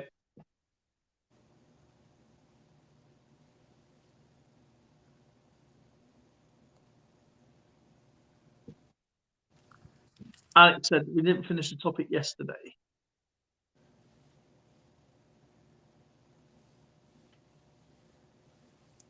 Yeah. Kukianita. She's almost here. Almost there. Oh, wait a she's minute. gone. Where'd she go?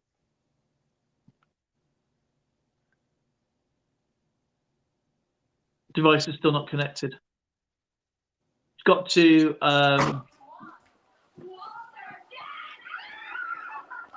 hey, we've got a crowd going. Hi, Swan Queen. Hello. Can you hear me? I can hear you. Just need to turn your cam on. I'm trying. When I turn my camera on, it then shuts the mic off. Oh, that's fine. It's all right. A device made by a man. I'm not even going there.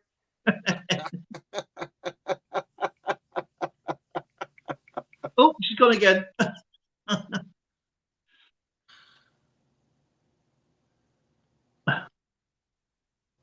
An international first for the US is less than $2. Do you know what? I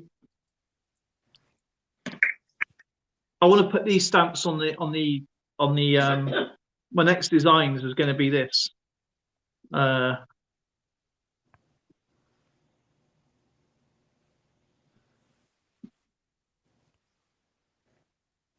Apollo 8? Yeah. 6 cents. And in the beginning, there was the monolith, and there were the apes that were selected to turn into human beings after 50,000 years. 50,000 years. You're still young. I'm still young. I'm still standing. Do you know what? I almost fell over earlier, right? And Zoe goes, "What'd you do that for?" I said, "I really don't mean to fall over. Do you know what I mean? It's not like I plan to do stuff. My body hates gravity." Nick Molnar, thank you, brother. There it is. It's the stamp there. Look. Very generous, Nick. And thank you, Swan Queen, for the super chat as well. Appreciate you. And this one here is actually really cool. I'll take a photo of it because you won't be able to see it otherwise. It's tiny. That's the trouble with stamps. They're so tiny.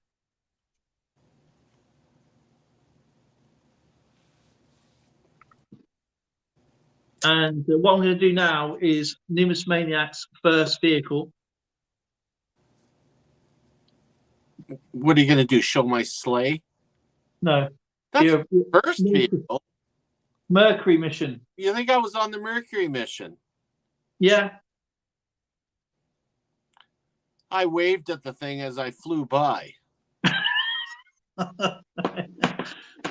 You waved at the thing as you flew by.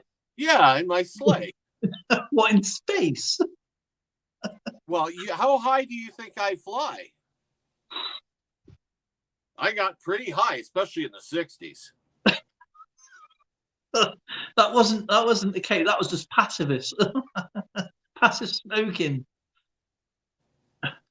No, I didn't go as far back as the Ice Age.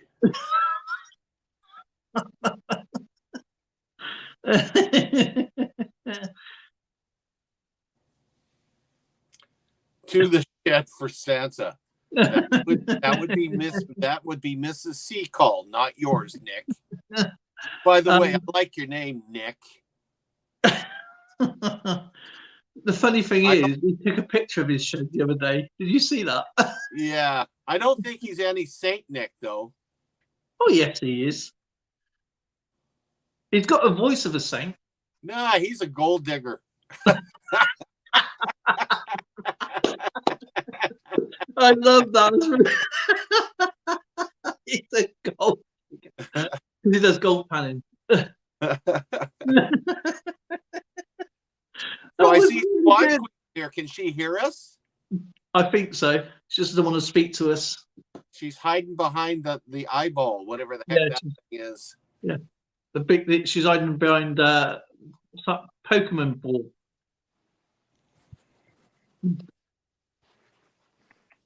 And Ogre Coin. Hello, everyone. Hello. I can hear you guys. I just can't see. I can hear you guys. I can't see. I got my eyes closed. She's doing this like going, right, where's that button?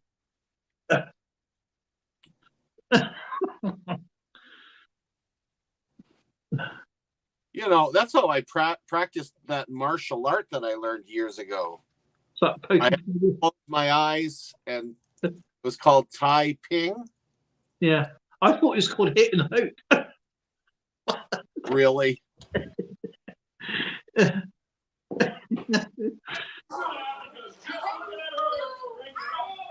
yep, we got Swan Queen back. Yay! Evil Arch Conservative apparently has a birthday. I don't know whether they're on the 21st of September or they're turning 21, or both. Oh, EAC's birthday. Coming up. Who else is coming up? Irish Collector, Nick Molnar, Ogia, EAC.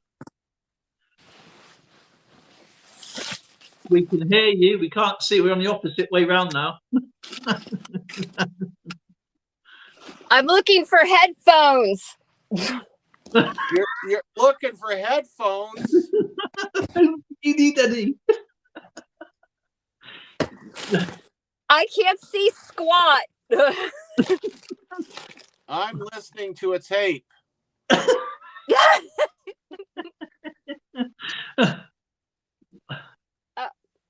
Well, hi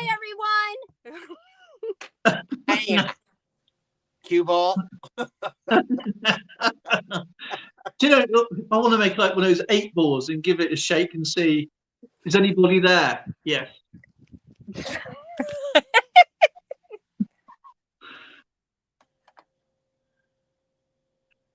Please like absolutely Cookie and I Aiken. already did. Yep. Done a 7-hour stream the other day. Gosh, I would have to drink a lot of water to have a 7-hour stream. The longest stream I ever done was, I think, was 11 hours. What did you have? IV? No, I was just bored. Zoe wasn't around. You're not hearing it, babe. Yeah, babe, do get it. As in, You're not hearing a drip. Who called you a drip? You indirectly. Never. Oh, I'm just looking forward to seeing your November hat. oh, I'm looking forward to. Oh. Yeah, I'll be ordering that soon. You watch. Did you like my biscuit head from last year? I remember it. Biscuit head. I look like a BN. A BN. That had to have been the most uncomfortable thing to wear for a video. It was stuck inside a pillow. Weird looking freaking thing. I could see what I was typing. I could see what the questions were. It was just pure guess. I think Zoe, you had to write them out, didn't you, babe? Lauren did. Oh, Lauren did. Yeah. She was on board, and he needed the company. But yeah, it was just funny. Yeah. I had to bring this up because Alexander's going to think we didn't see everything in the chat. Oh, I did see it. What was it that we were? I was so damn ill yesterday. I don't remember what we were talking about. What were we talking about yesterday? Do you see the look of confusion on his face? It's as good as mine. I haven't been Alexander, what were we talking about?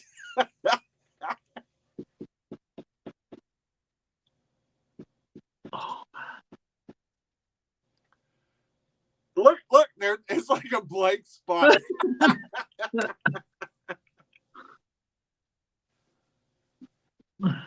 I see Swan Queen said, "Frick this noise! I'm going down back in the chat." Oh, about the designs not on the £1 coin. Oh, good grief! Really? Really? Do you like my new types of Don't start playing dress up on me. It gets me going. Excuse me.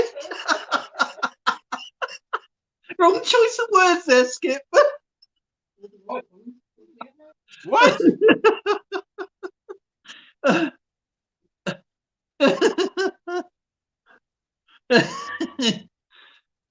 I think that was exactly Chris,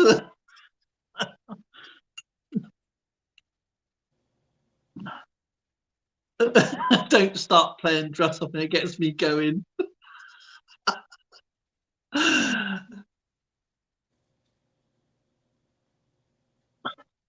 Hang on a minute. He says something about the designs of the one. Oh yeah. What was it? He asked what the designs. Why are they going to change? Well, I think they're going to keep the basic designs for now.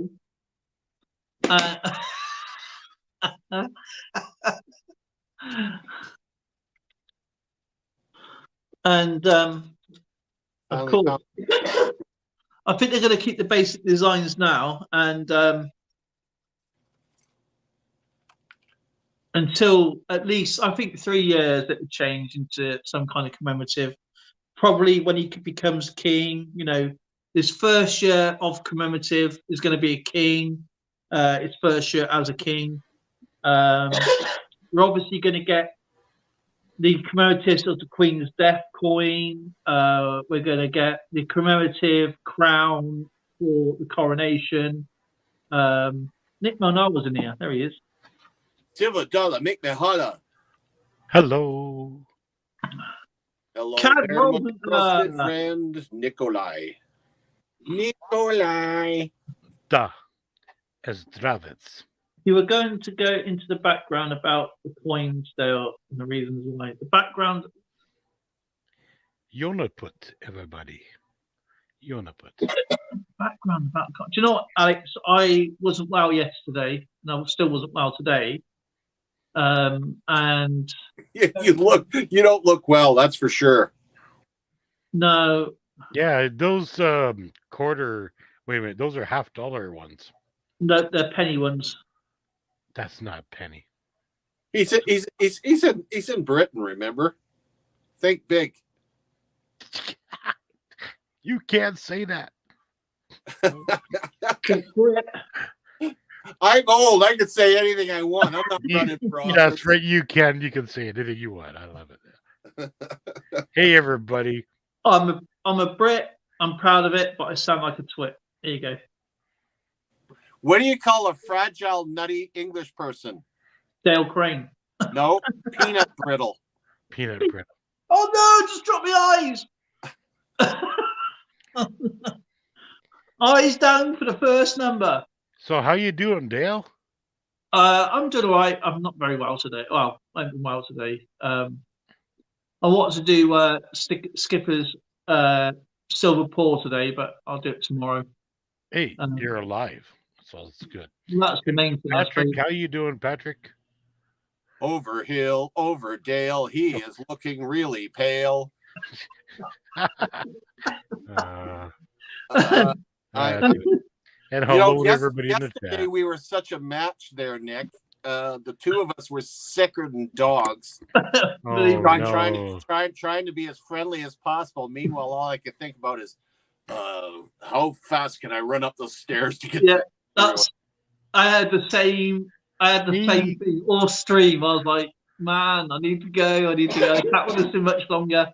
Hello, Canadian coin roll hunter. Yeah. Canadian diamond roll hunter. Is that right? Or it could be Canadian denomination roll hunter.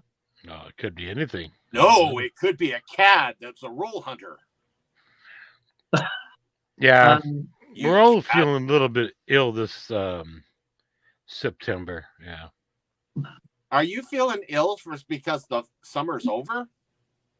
No, my legs have been really bad the last sorry about that. 5 to 8 days. Found any? Sorry, I didn't mean to cut you off there. Sorry. I do truly understand what you're going through, Nick. It's but thing is, take it one day at a time, brother. You'll get through it all. Well, I refuse to take pain medication anymore for it, so it's been brutal. Yeah, I'm now on the gummies to sleep. I'm staying away from all the other medications. Well, I'm thinking about going that way too. Yeah, they do work really well, and it's not like you're smoking the doobies and all that crap. Just it's a sweet, and you take one about say a couple hours before you go to bed. You can sleep. Alex, I honestly can't remember the background and the reasons why. To be honest, I apologize. So Patrick, you see that one there, Dale? Yeah. 1960. I have one of those. That was Those a are nice. recent pickup Did you? from the bank. No. Wow.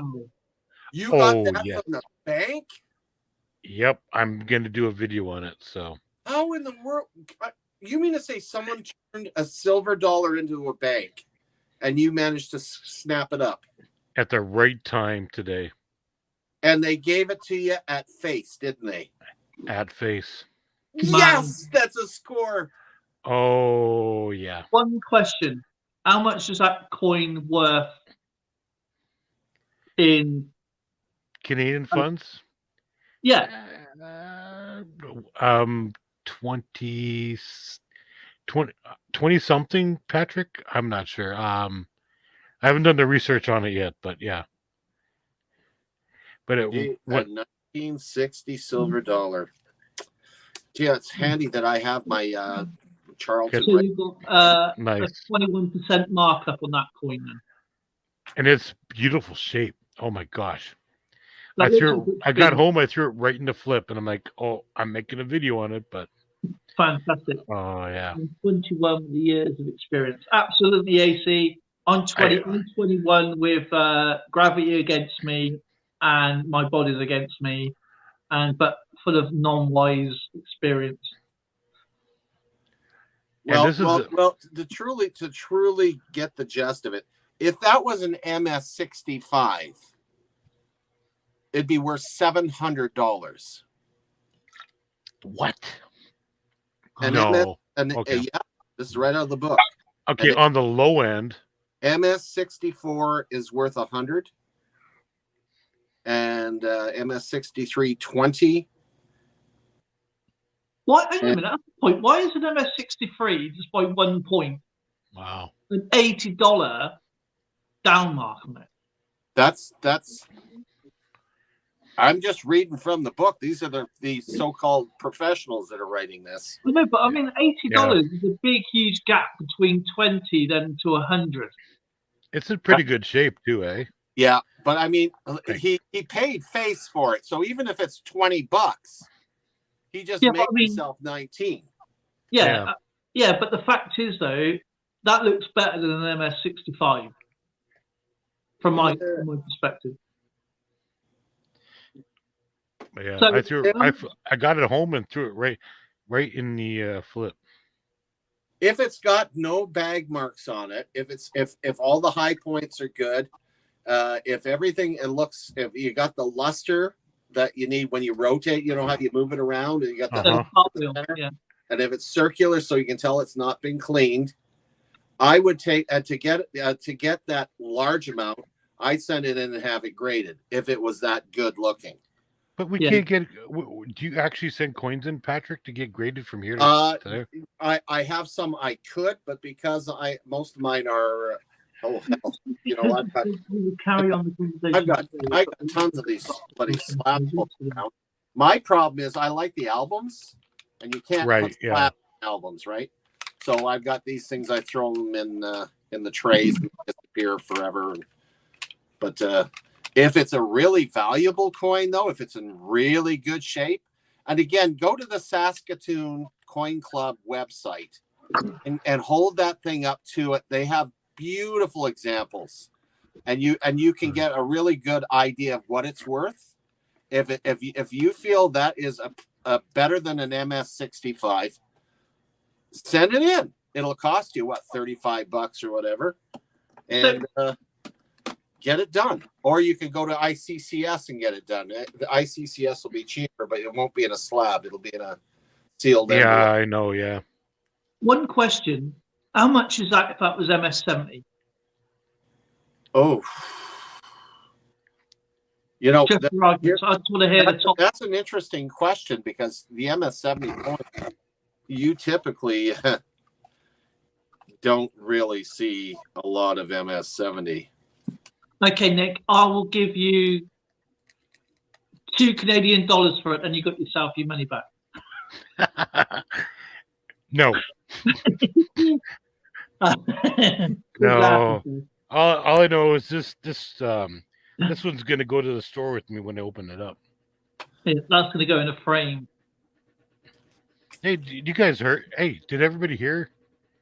I'm looking for a storefront. Yeah, you I'll ask you that. You guys saw it? Okay, good. Point because I have curious mind. Oogie Coin says, Alex says, it was just because we said about to carry on the conversation today, but we all forgot about what the conversation was yesterday, which is absolutely true because I can't remember. Everyone, CAD Roll Hunt is one that has some of the best coin videos. Check him out, like his channel. We'll do. I think I'm already subscribed to CAD Roll Hunter anyway. I just love that learning about and EAC says cool glasses, Dale. Just love learning about different things, especially because I have a curious mind. Well, we all do. That's what collecting's all about, is having a curious mind.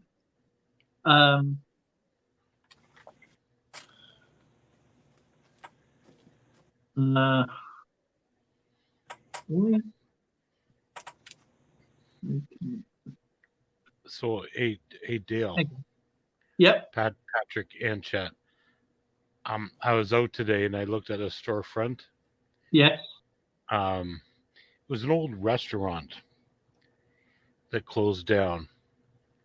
If it wasn't a restaurant, I would have picked it up.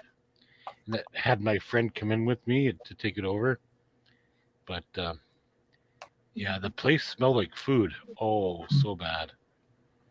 Rotting. You're talking rotting food. Yeah. Yeah. And there was a kitchen in the place. I'm like, what am I gonna do with a kitchen, with a sports card and comic book and coin shop? Like, I suppose if you think about it, if you had like turned it into say a coffee place, and people can sit down, look at the coins, you can see example while having a beverage. I hear what you're saying, and multiple people have said that to me. It's a whole different license. Yeah, it is. I suppose. And food, isn't it? I suppose you're dealing with food and coffee, or any even a bistro. You know, little small little bistros. Mm-hmm. You have to have something, a whole bunch of different, and you have inspectors coming in, and like, oh my god. Yeah, you got to get it all over. It's like 5 stars or something. Like that's food hygiene. You have to be like every month. You have to be like legit and make sure everything's clean, everything like that. And that's extra staff, right? Yeah. Well, this is going to be family around me and my kids, my wife, right? Maybe one employee, maybe one. So. Well, I've got the job then, right? Yeah, you want to commute? Yeah, that's not get good. Fuel allowance. Flight allowance? Yeah, do I get a fuel allowance and flight tickets? Oh, wait a minute. Let me win the lottery first, and then maybe. It's got to be at least. Can someone in the States play Powerball for me? Jeez, wouldn't that be fun though? Oh, do you know what though? That'd be once you open your store, because it's not a case of if, it's a case of when. Exactly when, yeah. And it would be absolutely awesome to get a few coin collectors here, like Alex or my family collects, and then take a trip over to come and actually see you in the store. Oh, that would be sweet. Oh, that would be epic. Go meet Skipper as well. We all come down and come and actually spend the day in the store with you, and or a few days. Yeah, or a few days. Yeah, obviously, you can't just spend one day in Ontario and just say like no. And Patrick be like, "Oh, memories," because he's from Ontario. Memories. I have something to bring up that I think a lot of people tend to forget because we're a worldwide community. Yeah, we are. Most of the times we do the grading system through the States where you're looking at 1 through 70 and, poor right through, to mint state and all that. But Canada's slightly different. We don't go to 70. You can go to an MS 67, but you don't see an MS 70. The only way you'll see an MS-70 on a Canadian coin if you send it to PCGS or NGC. But if you send it to a grading company like ICCS, you'll never see a 70 out of there. You'll have a mint state 67, which would be a perfect coin in Canada. We also have circulated, uncirculated, specimen, and the best is the proof in Canada. So it's slightly different than the States. I never knew that. We Oh, have you a didn't know that? similar system I as didn't well. know that, Patrick. I really didn't. I didn't know that. Well, Yes, it hasn't been wow. I feel happy because I told Nick Mulner something. What? Are you serious? Really? 67? Oh, wow. Very cool. Yeah. I have MS-67 is the never highest you're known going to that get. before. Well, we're sending you our love, EAC. Zoe sends her love. Wow, maybe one of these days, hey, can start our own grading company up Boy, that would be a lot of and training. Holy slab them. That would be awesome, actually. ES Canada. To actually have a grade, have electron microscope, go through that, all the different spectrometers to test it, check it, grade it. And Well, you never know what happened in the future. Oh, No, exactly.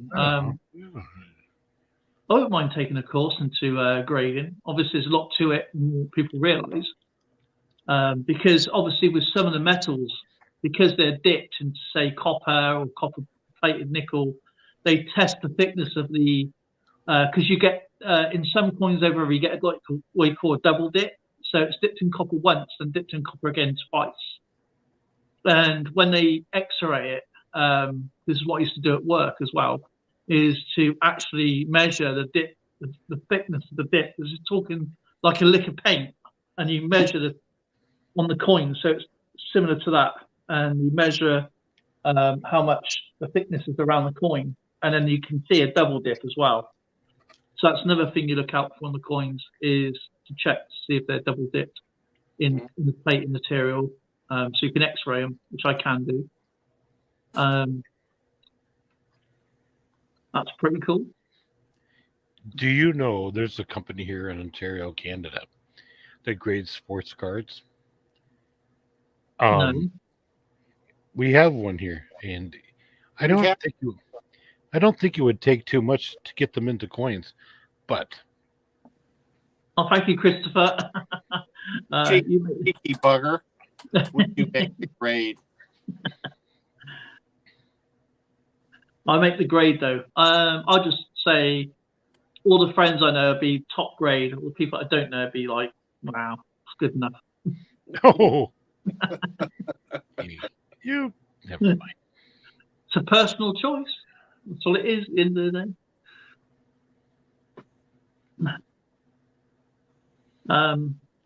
But no, I know a company that does grading, but only for like sports cards. Right. I don't think it would take too much for them to convert over to doing coins, because they have all the material. And I would say, hey, if you want a drop-off spot or something, when and if I get my store, that'd be something cool to do, right? For Canada. And they would be slabbed just like everything else. Yeah, you're right there, but I could see the visual side and using the different cameras and whatnot. But I mean, you still need something like a Sigma machine and something that's a little bit better than just the standard calipers and. You're gonna have to have electron microscope. These guys have got to take certified training. You're gonna have to have like an ultrasound to test the thickness of the coins. Well, they got all that already. Yeah. Because they do sports cards. Yeah. Yeah. They test the thickness of the ink, the wear and tear of the ink, corners. Because Neil was saying yesterday what they do, because he was showing some slab. I threw my link in there, Dale. I hope you don't mind. No, it's fine. Good. My channel's about coin collecting, metal detecting, gold prospecting, coin roll hunting, comic books, photography, barbecuing, etc. and so forth. Yeah. Yeah. and getting in trouble with his missus. That's why he's sent to the shed.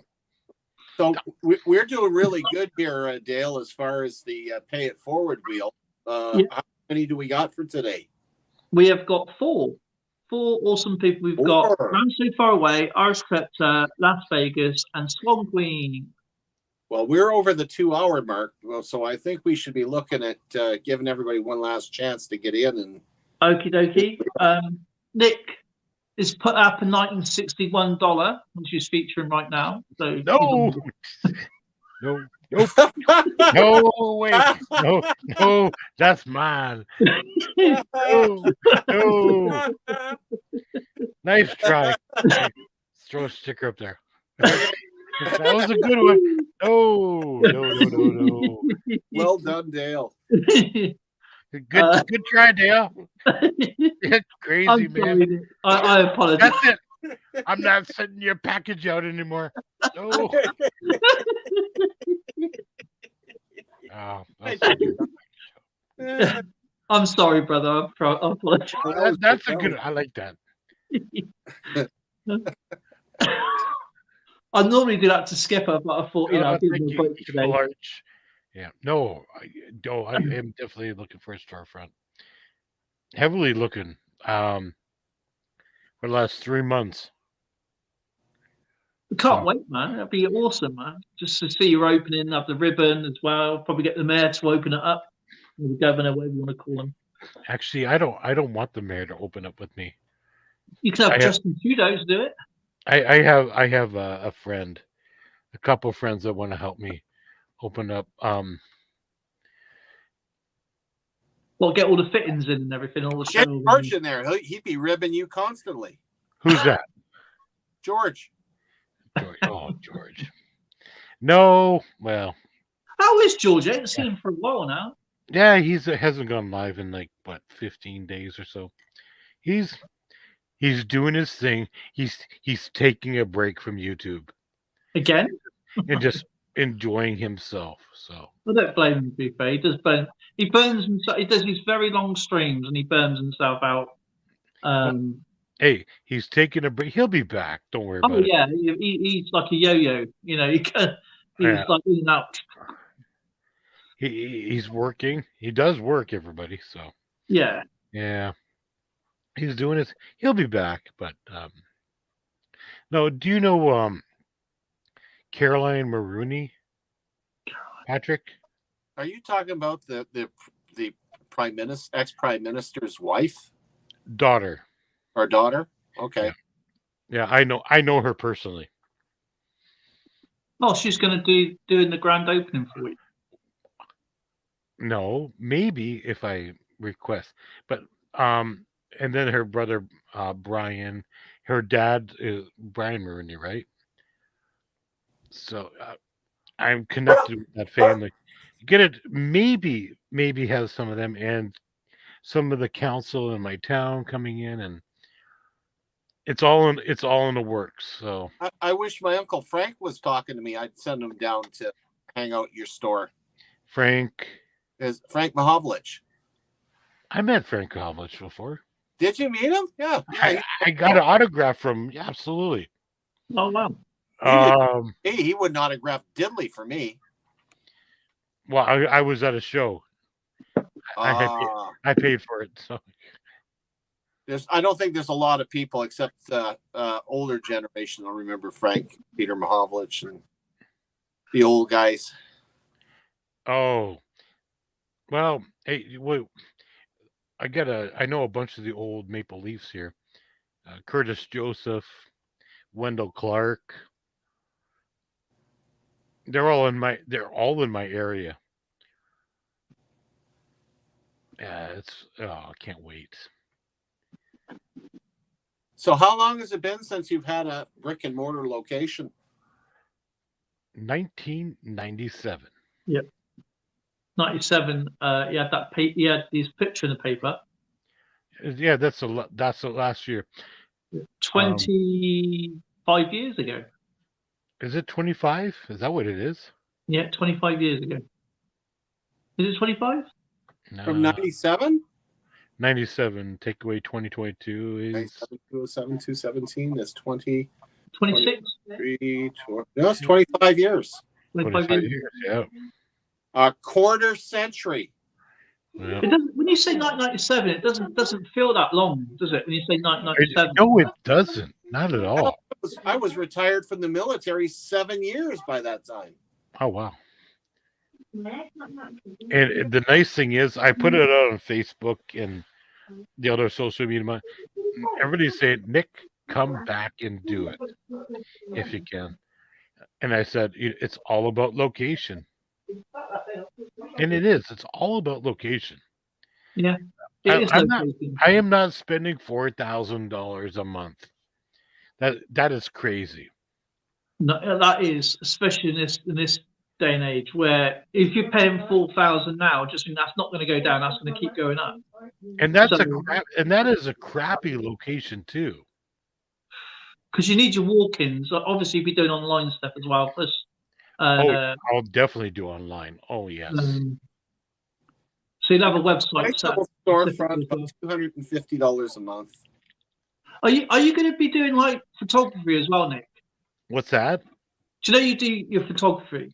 Yes, I will. So with your coins and cards and other bits and bobs. So you'll be doing accessories and plus photography as well.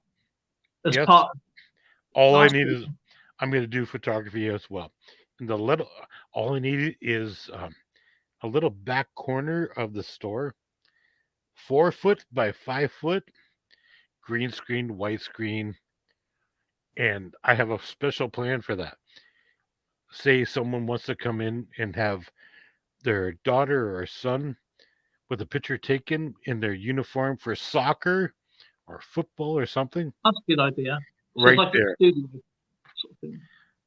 And I'll do some family photography as long as it's small. Oh, yes.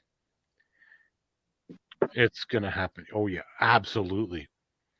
I've got all the equipment I have for my photography. My gosh. So I mean, that's what I was saying, because as I said, you're a photographer, which is like your profession. That is my profession. That's what I do full time. Yeah. Yeah. See, so if there's no expense there, is there? So that's not an expense for you to add into, apart from.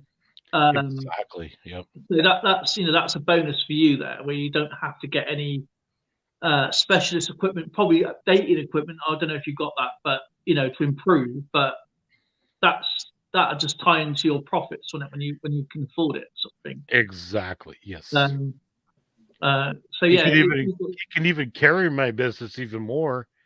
So.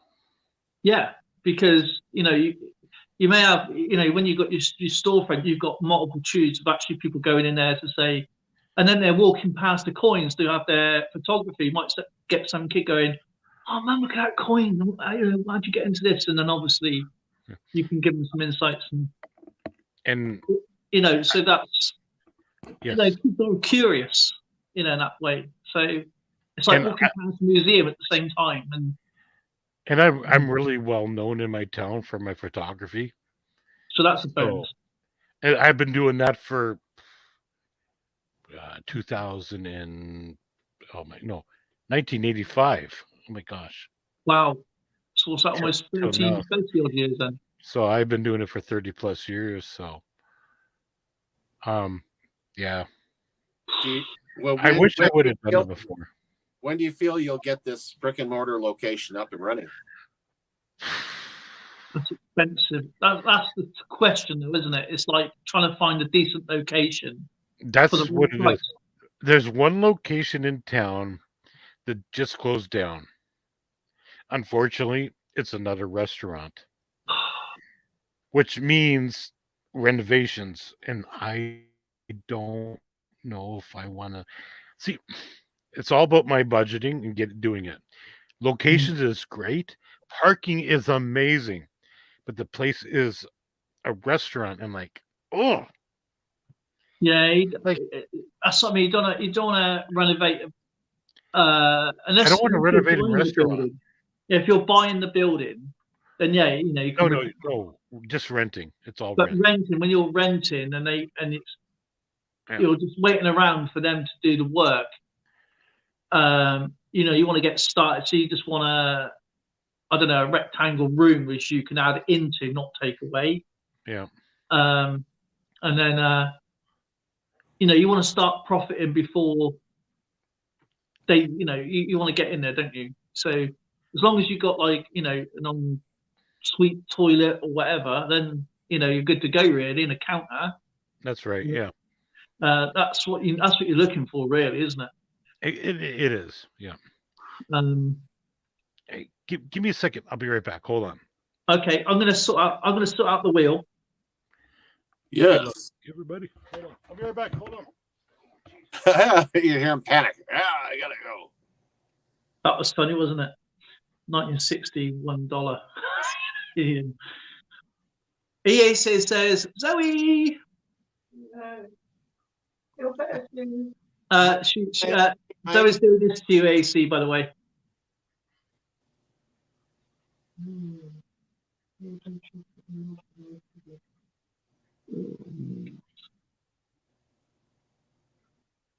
Alrighty.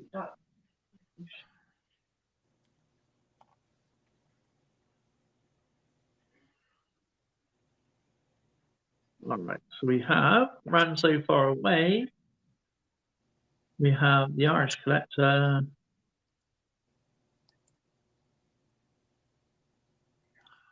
And we have Las Vegas.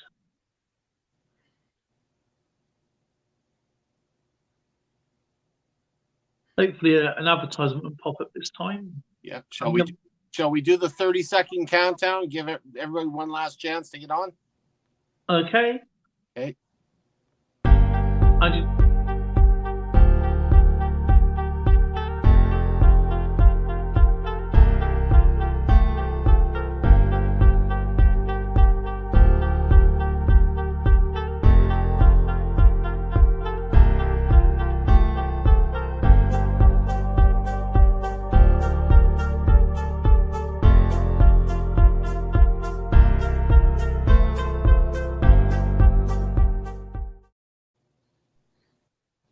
There it is.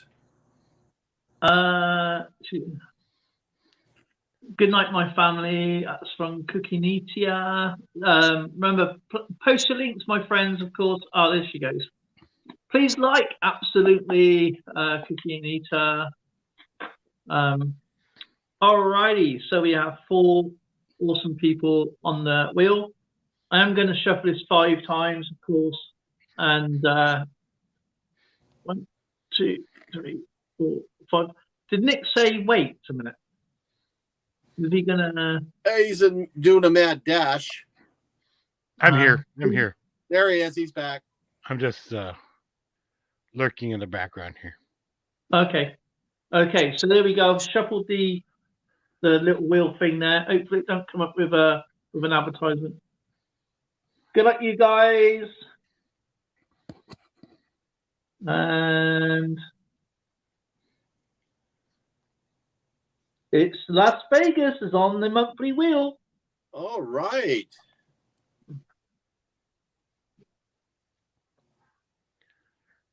Righty. So Las Vegas, congratulations. You haven't got to add anything in now until whenever you want to play again.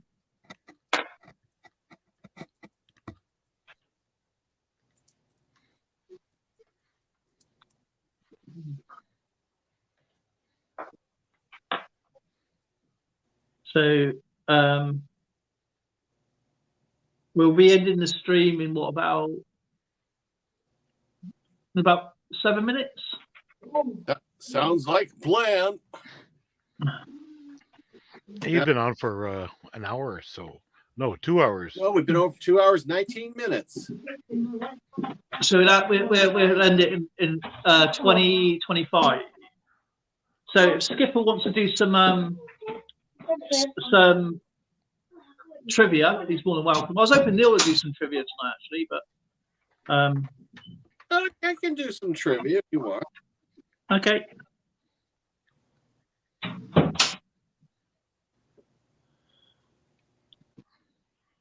Okay, here's the 10 trivia questions for today.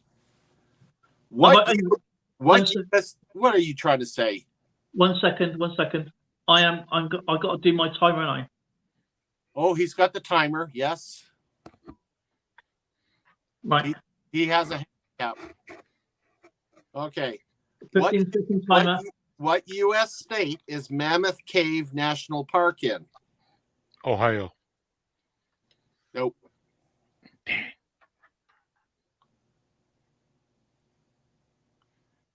Isn't that what they say in Japan? Ohio.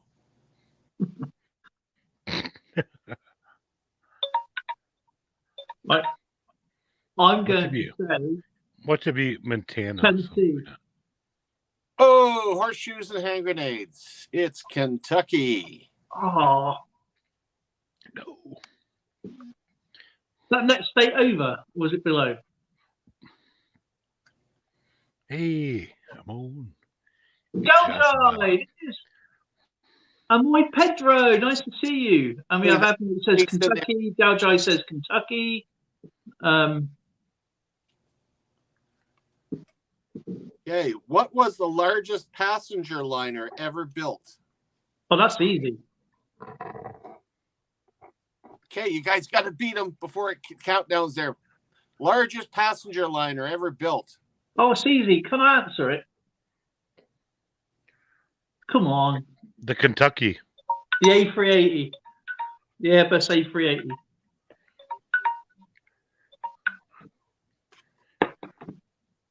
Wonder of the Seas. The Queen Elizabeth.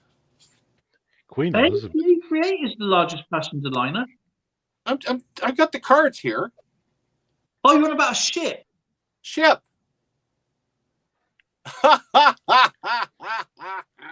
Liner. It's just a ship. Oh, I got to ask you something that's more to your feet, apparently. I thought the largest passenger is the Princess of the Seas. Hang on, I'm gonna Google it. Okay, largest passenger. He's gonna Google it now. Don't do it. Remember, these cards are from 1989. Symphony of the Seas is the largest. That's the Oh, one. wait a minute. Are you pulling up Trivia Pursuit? Yeah, of course I'm using Trivia Pursuit. I knew it. Symphony of the Seas is the 18-deck cruiser, currently the largest passenger ship in the world, measuring at 1,000. Okay, so it's stand corrected. Okay, I'll ask you a simple question then. Who's smarter than the average bear? I am. Yogi Bear. That's it. He actually got it. No. That's it. I'm jumping. Yeah, I know I can't do that. Oh, don't do it. Yeah, I've got a question for you. What was the name of the park where Yogi and Boo Boo lived? Jellystone. Yes. Damn it. Okay. I got another one for you. Oh, okay.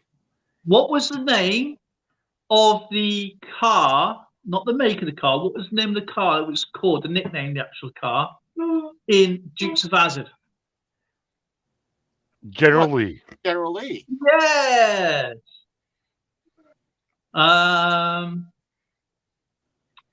67 Chevy. It was.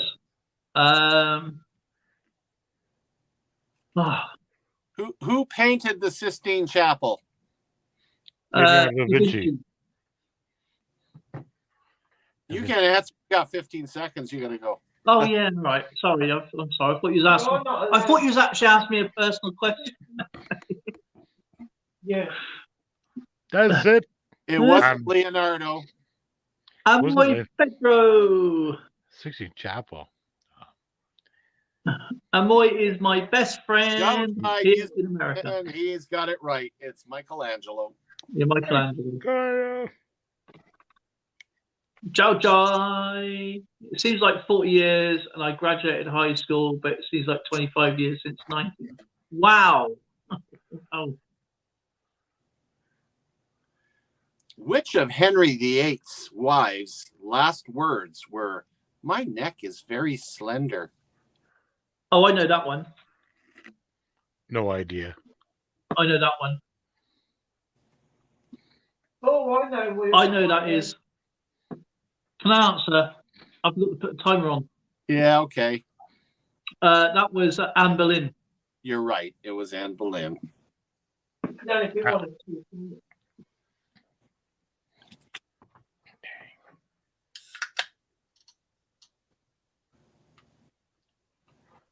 What neck of water do you cross in sailing from Malaga to Tangier?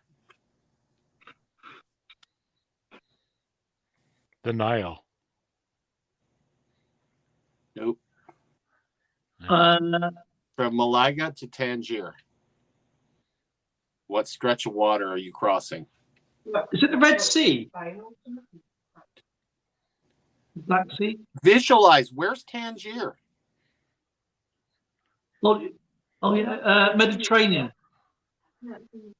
So what body of water does it you have to cross to get from Tangier to Malaga? The Mediterranean Sea. You're horseshoes and hand grenades. You're really close.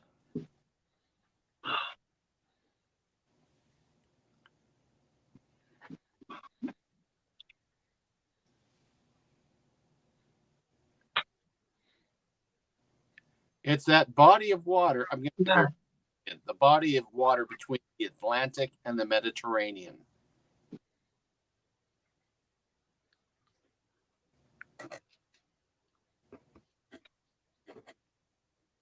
Aegean. The Aegean Sea, that's what Zoe said. No. You can kick yourself. Go on. The Straits of Gibraltar. Oh, bloody heck. I was thinking about the draw. I couldn't think of what the rock. Oh, God. The Straits of Gibraltar. I'm always fed through USA. Putting a best friends forever here in America. I'm away. What I'm going to say this in a good. I got to get my book here because I need it. This book right here. Okay. This is going to be a Texas question. What southern U.S. state capital took its name from the French for red stick?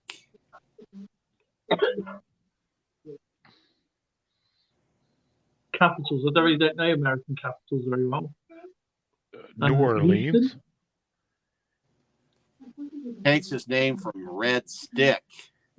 Oh, a Texas state from Red Stick. Think au français.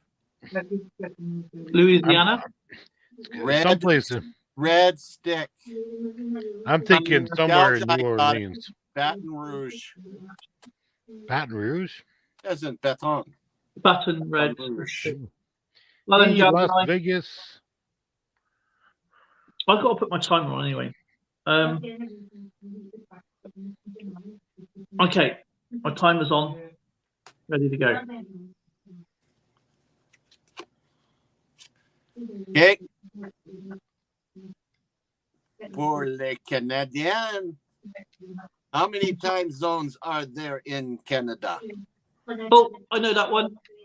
15. What? I Kick don't know. that man. No, don't hurt me. I'm a Republican. Oh, good grief. Okay.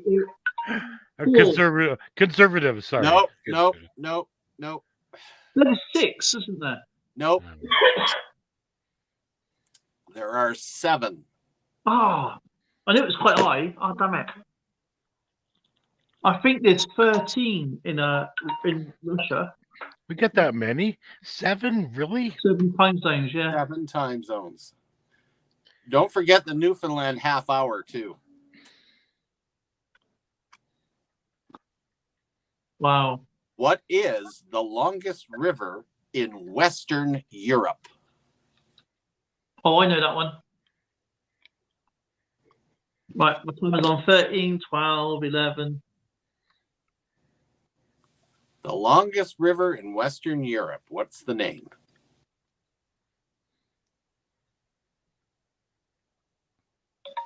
The Not Danube, that- No, isn't it? no, it's the Rhine. Oh, yeah. Jojo said Danube as well. Oh, and no, it wasn't the River Volga. That's in Russia. That'd been Eastern. as Dravits. Here's a good one. Anna, I'm crazy. Where are Graz and Linz? Sorry? Where are Graz and Linz? Germany? I have no idea. Don't get Range called Rover. Memphis. We got to beat the skipper. Tennessee. Tennessee. Linz. I'm going to say France. Christopher Tighes got it. It's Austria. Oh, okay. That must be towns then. This is why I was never good at Trivia Pursuit.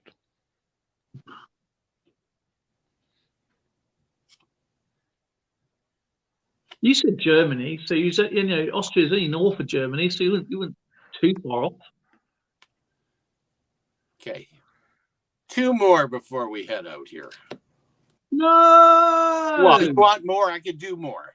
Yeah. Who was the first female prime minister of India?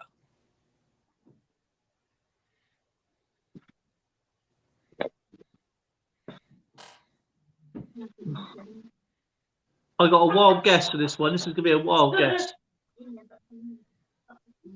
Queen Elizabeth.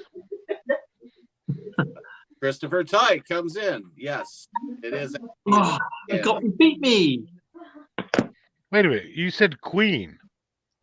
No, I said first prime minister, female prime minister. I thought you said first Queen Prime Minister. Never mind. Oh, sorry. It must be my Alberta accent sketching on here. Take off. You don't know what you're talking about, you hoser. Oh. What U.S. state contains the resort of Myrtle Beach? Florida.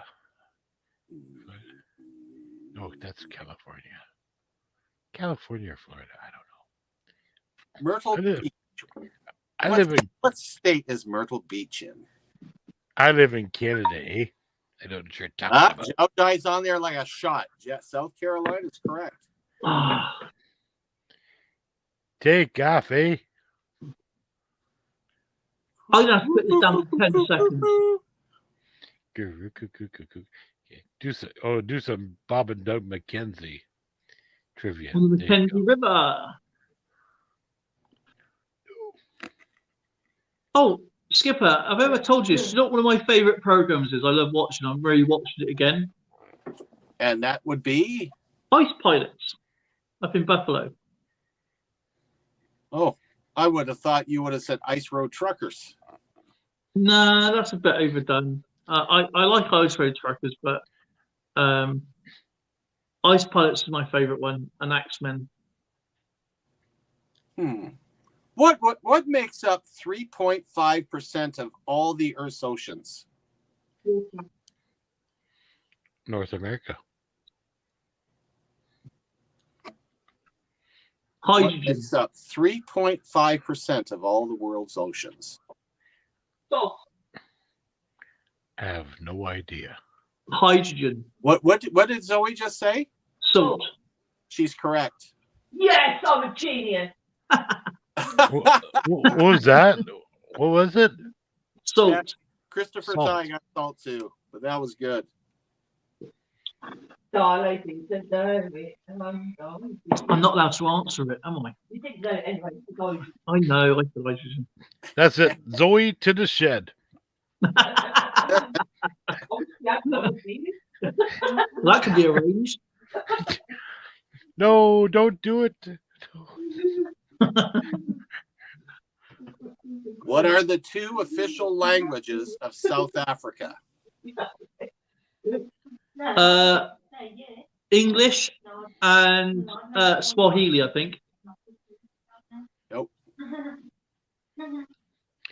French English and South French. African. I'm going to say French and something else. I don't know. It's got to be English because they speak English. Okay, well, we'll give her English as one of them, but what's the second one? Portuguese. French. I say French. Hey, John Chum in the house. Hello, John Chum. John Chum Adventure.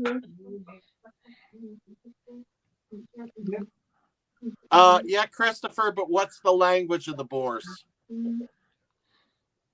Oh, You're so close. There it is. Las Vegas got it. English and Afrikaans. Afrikaans. Huh? John Chum Adventures. Good old John Chum. What's the largest island in the Mediterranean? Oh, that's going to be Crete, isn't it? Philippines. Philippines. In the Mediterranean?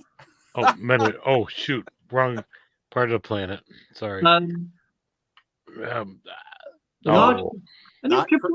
Crete. Never mind. I don't know. Gibraltar? Not Cyprus, even though Cyprus. Oh, it's Madagascar. Madagascar. Madagascar in the Mediterranean. Yeah. I put it yesterday. Off the coast of Africa on the Pacific side. What's wrong with you? Sicily is the right answer. Sicily. It's your fault. Las Vegas Urban Treasure Hunter is on a roll.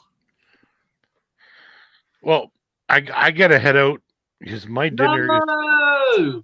Dale, thank you for having me. I have some dinner coming down, and I'm going to head out. Thank you for having me so much, sir. No, you're welcome, Nick. Thank you for the super chat, it. brother. I appreciate you, man. You're a great guy. And thank you for letting me come videos, up and... Nick, please. What's that? Keep posting those videos out, won't you? Yeah, I'm gonna throw my link in the chat here one more time before I leave. Can anybody throw your links in the chat, guys? It's good to see Jow Jai Music Man Coins, of course. He hasn't done a video for a while. Thank you, Nick, for being up here. I do appreciate it. Hey, and I'm gonna be doing a video on that 1960 silver coin. I tried getting for you guys, but it was only a joke. Getting something like that from the bank is amazing. Holy crap. That's a dream coin. And this is the second one I've gotten. Not from the bank, but the second one I've ever received. Like, dang. So stay tuned for that. Thank you again, Patrick. No, you're welcome, Nick. My friend. Hey, and we will see you on the next one. Thank you so much. Yeah, we'll be back on for the Collector's Corner. All right, have a good one. You bet. Thank you, Nick. Cheers, everybody. Cheers from Tokyo. Bye. Bye. It's good to see Metalhead. How are you doing, my friend? He said, "Hi, team. Love from Great Britain, Metalhead." And no, I was just messing. I wanted to be a navigator. What was the navigator? Well, I didn't need a, Navigator. Navigator. I like that movie. Flight Navigator. Flight of the Navigator. Yeah. Do you know that came out the wrong time because obviously Top Gun came out, Alien come out, The Day of the Dead come out, and I remember this because I did the Battle of Britain parade, and in the cinema I was collecting Battle of Britain collections, and I knew the guy who owned the cinema at the time, so we used to get him for free and just pass the pots around up and down the aisles every single day for about a month. And Flight of Navigator come out when Aliens in 1986, and man, I raised loads of money. And of course, Dimebag Darren shows his He hand. walked in there, like, there he is. I think he's working though. Yeah. Hello, gents, he says. Oh, jolly good day to you there, Dimebag Darren. Mm. So, end of stream. I'm gone. Now Everybody, goodbye, Nick, farewell. And I'll see you. I'm gonna have to end the stream now anyway, to be honest. It's been fun. And everybody have a safe weekend. I'll catch up with everybody's comments, I promise you, of course. Whatever you're up to, have a great time. Thank you for coming out. Thank you for the super chats and Swan Queen and Nick. It's good to see you all, and thank you for being here. The pay it forward's already been done, and it'll be on Numismaniac stream on Monday. That'll be 5 p.m. Mountain Standard Time, and hope to see you all there with this kind gentleman right here With your bells on.